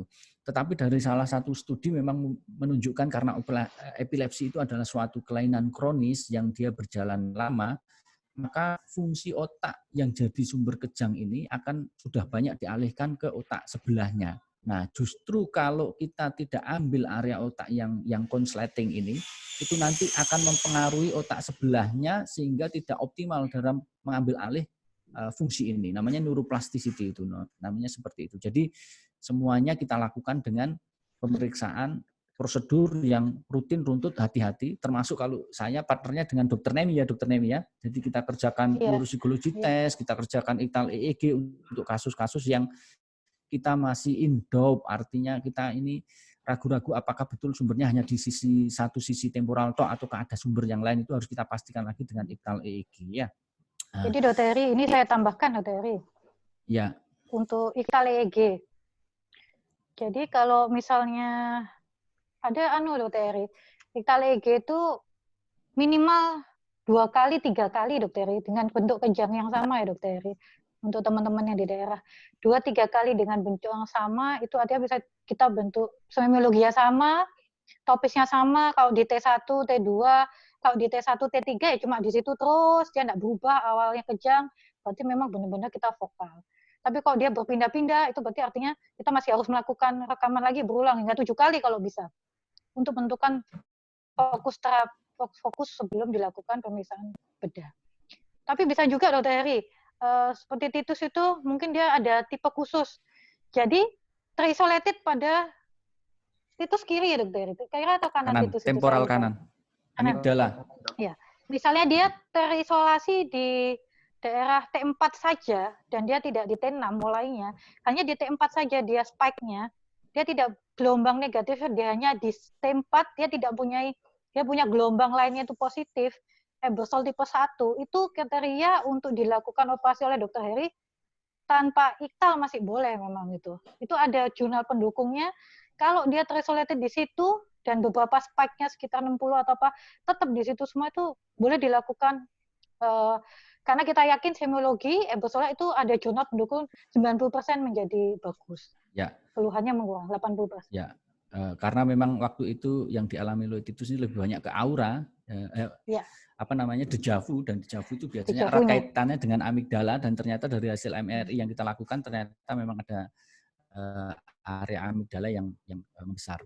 Titus, ini ada pertanyaan ini Titus dari Argia Bayu Aji. Mas Argia ini salah satu penyintas Parkinson muda ya, cukup aktif membuat vlog, membuat podcast seperti itu ya. Mudah-mudahan nanti bisa jadi inspirasi buat Titus nanti untuk segera meluncurkan podcastnya ya Titus ya. Nah iya, ini dong. Mas Ardia ini tanya ini Titus.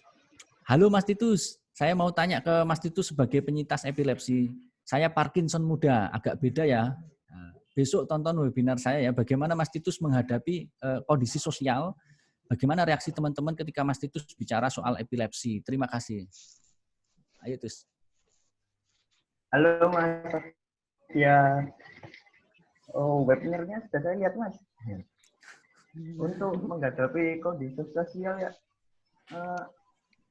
teman-teman kan pertama kali kejang itu saya waktu SMP. Nah itu teman-teman itu nggak ada yang mengucilkan Mas, jadi saya tetap support aja, tetap stay calm lah, nggak ngerasakan ada yang mengucilkan saya gitu. Terus saya juga sudah mulai mencari tahu apa sih epilepsi itu, apa sih kejang itu, terus sudah sempat diobati dan kejang saya kan berubah ya jadi kayak aura gitu deh guys.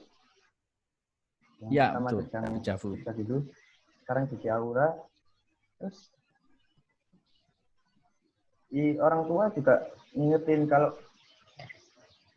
kamu auranya timbul bilang ya gitu. Terus jadi kalau saya sama teman-teman gitu selalu mengingatkan ke teman saya Dok. Jadi aku kayak gini amati ya kayak gitu Dok. Jadi aku nggak ngerasakan epilepsi sebagai kekurangan Dok gitu. Karena teman-temannya support semua ya Titus ya. Yang penting itu nggak boleh dikucilkan, harus support, dan support dari teman-teman ini bagus untuk perkembangan psikis, perkembangan mental dari kawan-kawan dengan epilepsi. Nggak harus dijauhi gitu ya Titus ya. Iya. Ya. Terus mau nambahin juga Dok, soalnya aku menganggap epilepsi ini juga sebagai bahan candaan gitu loh Dok. Jadi nggak seberapa membuat aku menjadi down gitu. Ya bukan candaan-candaan yang kayak gimana gitu, tapi bisa membangun semangatku gitu Dok. Ya, jadi tetap semangat ya intinya ya. Nggak membuat justru itu down. Ya, sabar menerima, tetap semangat mencari kesembuhan dan menganggap itu sebagai suatu kelebihan mungkin malah ya. Karena teman-teman ternyata juga mensupport banyak seperti itu ya. Iya Dok. Sama mau menambahkan juga, kan kemarin juga operasi itu sebenarnya rasa ketakutan menghadapi operasi itu sedikit banget Dok. Soalnya aku juga menganggap kalau operasi itu seru gitu. Karena aku sempat ngomong ke dokter kan, Dok minta dokumentasinya. Iya. Jadi belum kamu ambil terus? Iya makanya Dok. Sudah saya siapkan ini terus.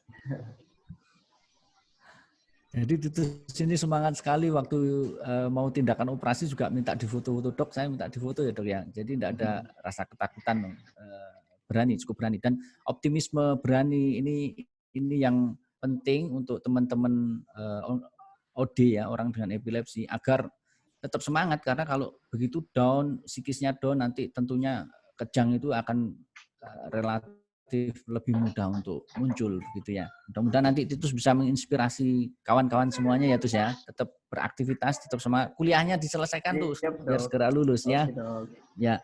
Pertanyaan terakhir ini dari Bapak Emmanuel Sunarno. Selamat siang Dr. Heri, saya orang tuanya Titus, menanyakan apakah obat untuk anak kami Titus harus diminum seterusnya atau bisa secara bertahap dikurangi. Kalau melihat perkembangan anak kami sangat bagus, tidak lagi kambuh atau muncul. Sehingga kami berpikir suatu saat nanti akan bebas dari ketergantungan obat. Kami khawatir bila dampak lain bila obatnya masih terus diminum. Terima kasih penjelasannya. Jadi yang kita ikuti, saya dan Dr. Nemi gitu, bahwasanya operasi dan obat itu tidak bisa jalan sendiri-sendiri, Pak. Jadi obat dan operasi itu jalan bersama. Kita lakukan tindakan operasi jika obatnya ini sudah kombinasi optimal tapi masih kejang. Sehingga operasi tetap tidak menggantikan obat. Nah, pada beberapa kasus setelah kita evaluasi 2 tahun, nanti kita lakukan EEG, kita lihat hasil EEG-nya, EEG-nya bagus setelah 2 tahun, maka kita bisa lakukan tapering obat perlahan. Jadi mesti pelan-pelan, tidak bisa begitu selesai operasi obat langsung dikurangi, tidak bisa. Obat tetap harus diminum optimal, teratur. Setelah 2 tahun baru nanti kita lakukan evaluasi EEG. Kalau EEG-nya bagus, kita lakukan penurunan dosis obat atau tapering obat. Dan tentunya ini juga nanti akan dipengaruhi oleh hasil patologi anatomi. Artinya spesimen yang dari otak itu, bagian otak yang kita periksakan, itu dicek oleh dokter ahli patologi anatomi dan nanti akan diketahui ini kelainannya apa. Nah, kelainan itu yang akan menentukan juga buat kita jadi bahan pertimbangan untuk menurunkan dosis obatnya. Nah, tetap sabar, kita bersyukur, alhamdulillah ini ininya banyak berkurang keluhan putra bapak ya, alhamdulillah. Nah, berikutnya rasanya sudah 1,5 jam ini, mudah-mudahan nanti bisa ditanyakan ke akun WA kita sehingga kita jawab secara personal ke masing-masing yang bersangkutan. Saya tidak bisa membacakan semuanya karena kita punya keterbatasan waktu juga. Nah, sebelum kita akhiri, saya ingin dapat ini closing statement dari masing-masing narasumber yang sudah hadir di sini. Saya mulai dari Prof. Han dulu. Prof. Han, monggo Prof. Han, silakan Prof. Ya Dok, terima kasih undangannya. Saya melihat satu inspirasi ya, cerita inspirasi dari Titus ini bisa kita kaitkan dengan kondisi pandemi COVID ya. Jadi cara kita menyikapi COVID saya kira seperti cara kita menyikapi sikap hidup yang dihadapi oleh Titus. Saya kira ini sangat menarik ya, bahwa di awal tadi saya sampaikan kita dancing in the rain, bahwa hujannya udah ada, tinggal bagaimana sikap kita mau misu-misu atau kita mau menari di hujan dengan tetap memperhatikan resiko-resiko yang ada. Saya kira Titus sangat menginspirasi untuk seluruh kita bagaimana kita menyikapi COVID-19 ini. Jadi apakah kita mau diam di rumah kemudian tidak melakukan apa-apa dan sangat takut, atau kita melakukan yang perlu kita lakukan tapi dengan melakukan tindakan-tindakan atau pembatasan APD yang cukup baik. Jadi sangat menginspirasi saya kira ini. Ini closing statement saya, Dok. Terima kasih. Titus, aplaus buat Titus ini. Sangat inspiratif, Tus. Kamu berani dan menginspirasi. Mudah-mudahan nanti komunitas epilepsinya juga segera terbentuk ya, Tus ya. Dan Dr. Nemi, closing statement terakhir Dr. Nemi untuk kawan-kawan yang di sini. Saya closing dan mau titip pesan Dr. Heri sebenarnya untuk kawan-kawan. Kebetulan ini kan banyak teman-teman kita yang gabung juga teman-teman dengan beberapa memang dari NH dan beberapa dari teman dari rumah sakit yang lain. Saya mau pesan Dr. Heri, kalau ada keluhan kejang di rumah, selama tidak lebih dari 2-3 menit, teman-teman tidak perlu khawatir. Tinggal meminum obat kembali dan dilanjutkan. Kapankah harus menuju ke rumah sakit, Dr. Heri? Teman-teman ini, jika kejangnya, kalau kejangnya seluruhnya badan, itu 5 menit harus sudah ke rumah sakit kalau dia 5 menit. Tapi kalau dia kejang vokal, itu dia bisa menunggu 10 menit. Dan kalau di rumah punya sediaan obat, Dr. Heri, dia spam, itu bisa kita masukkan dia spamnya. Dan itu salah satu lagi, Dr. Heri, kenapa harus secepat mungkin kejangnya dihilangkan, supaya tidak terjadi kerusakan neuron yang lebih berat di teman-temannya kita. Kadang mereka ada, Dr. Heri, kemarin tuh saya dapat pasien di bulan ini, 2 pasien dokter dengan status. Nah, jangan sampai terjadi status untuk saya. Sebelum terjadi status, minumlah obat yang rutin, dilihat berapa saatnya kejangnya itu. Kalau hanya 2-3 menit sudah minum obat lagi biasa, bisa telepon dokternya. Kalau lebih dari 10 menit untuk yang satu sisi, itu harus ke rumah sakit. Dan menurut ada jurnal Trinka yang baru Austria, itu bolusnya kita tidak boleh bolus rendah, Dokter Heri, tapi harus bolus maksimal. Di bolus maksimal untuk menghindari masuk ke ICU, untuk menghindari pemakaian alat-alat di ICU. Gitu. Terus untuk teman-teman semua, tetap semangat, tetap meminum obat, nggak usah takut, tetap stay healthy, pakai masker.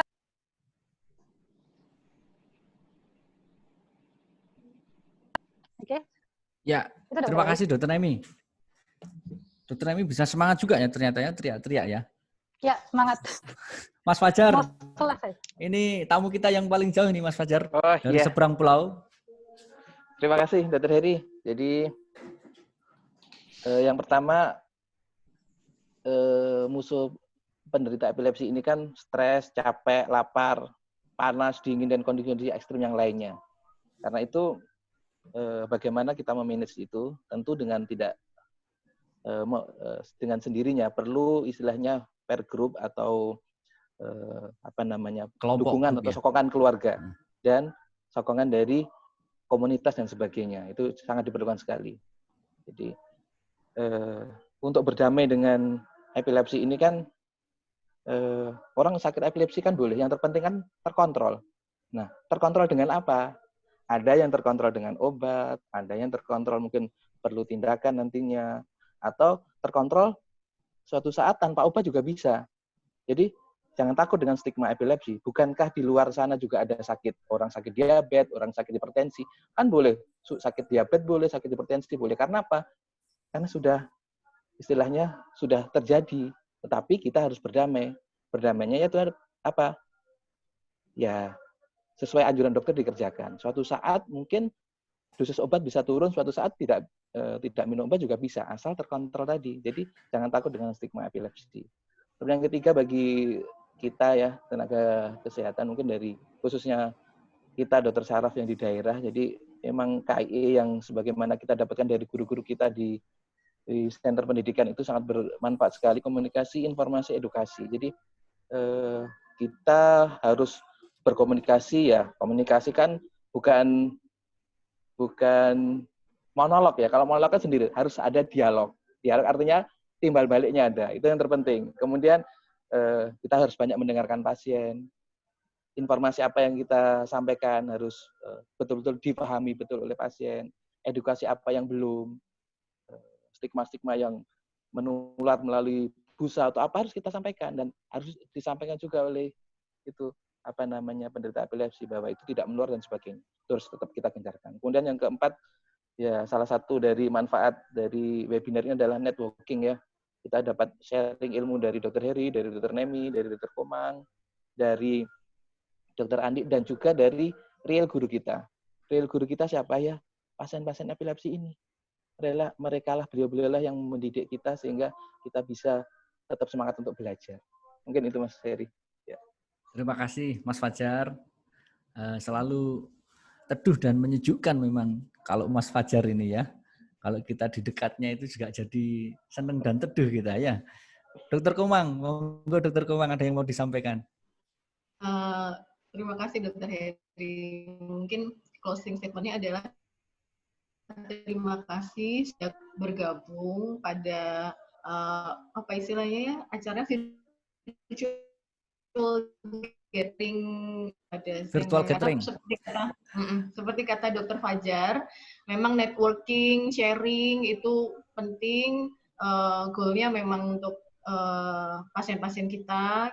Kemudian buat pasien-pasien epilepsi ya seperti yang sudah saya paparkan tadi di pandemi, mungkin nggak cuma pasien epilepsi, banyak yang akhirnya pengobatannya terhalang, takut ke rumah sakit, obatnya diatur-atur sendiri, dosisnya dikurang-kurangin sendiri, dieman-eman dan sebagainya, akhirnya kejang lagi, ngamar lagi dan sebagainya. Mungkin pesan saya adalah kita semua kan beradaptasi ya di era pandemik ini ya, semuanya sudah diubah sedemikian rupa, ada telemedicine, kemudian ada sistem, kalau misalnya kami di daerah banyak BPJS yang bisa untuk 2 bulan atau program rujuk balik dan sebagainya itu dimanfaatkan sebaik-baiknya.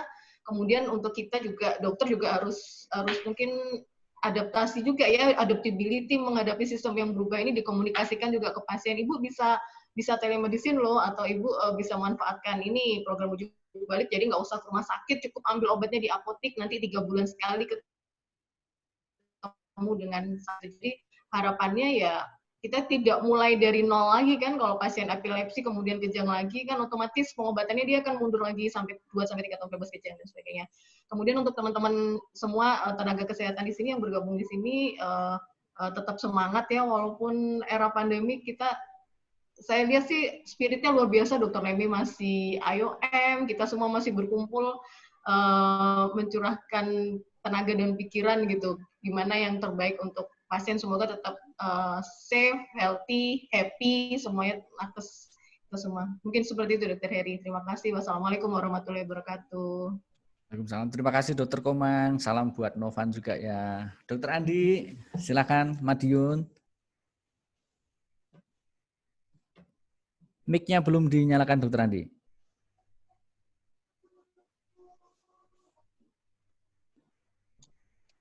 Ya, yang pertama untuk pasien. Jadi kalau sebelumnya itu yang dihadapin hanya epilepsi saja, ini kita kan ada yang dihadapi pandemi gitu. Jadi memang kesannya itu jadi banyak hambatan dan banyak kendala. Tapi insya Allah, alhamdulillah melalui kegiatan-kegiatan seperti ini, kemudian peningkatan edukasi kepada pasien yang intens itu, insya Allah hambatan-hambatan dan kendala itu akan bisa terselesaikan ya, mulai terbuka, kemudian bisa terbantu pasien untuk mencapai goal yang diharapkan, yaitu kontrol kejangnya terkontrol, kemudian kualitas hidupnya meningkat ya, sehingga apa yang diharapkan bisa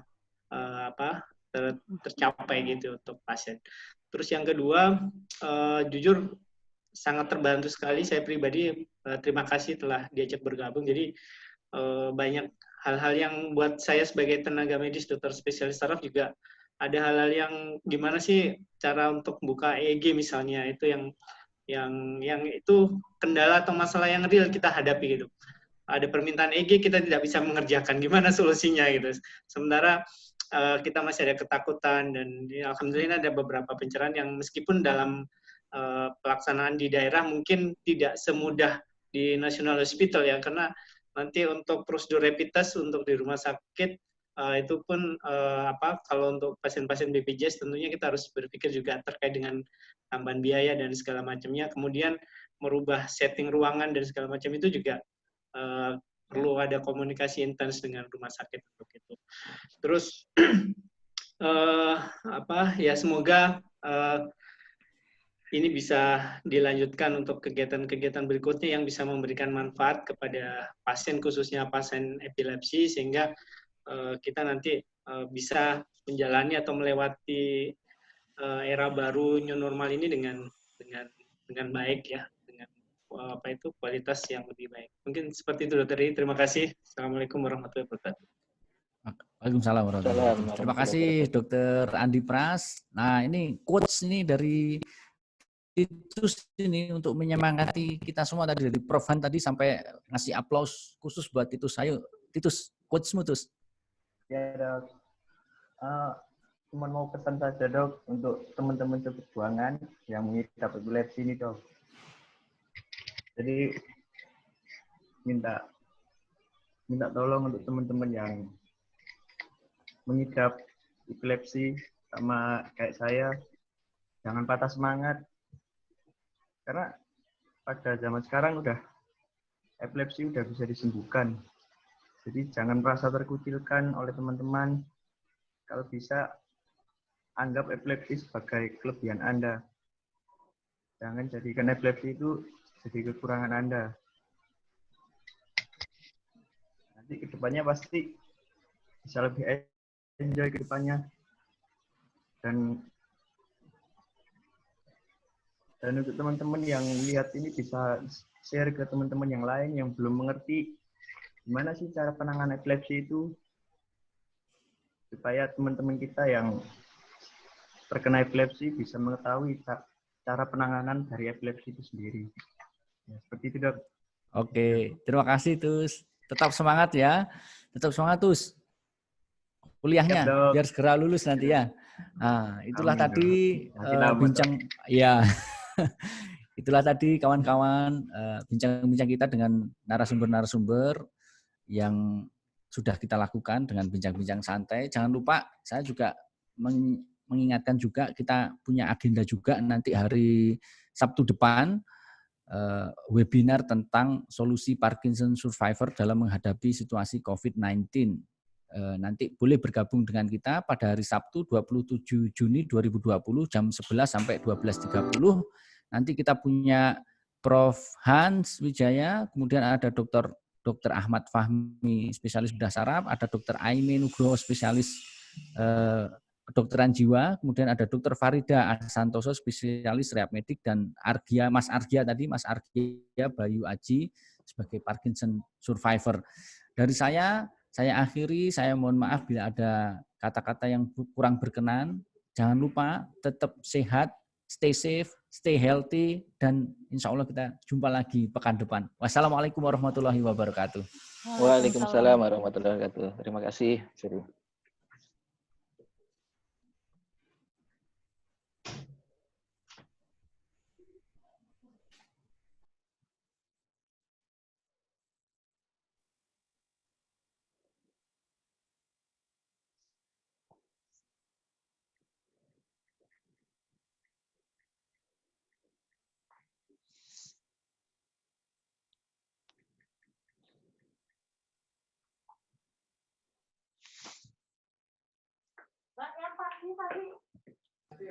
Terima kasih semuanya. Terima kasih semuanya. Ya, Terima kasih, Dokter. Terima Fajar, sama-sama. Mbak Nemi, Mas Heri. Dalam, yuk, Ya, makasih ya. Titus, ya.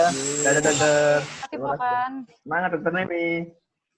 Iya, makasih.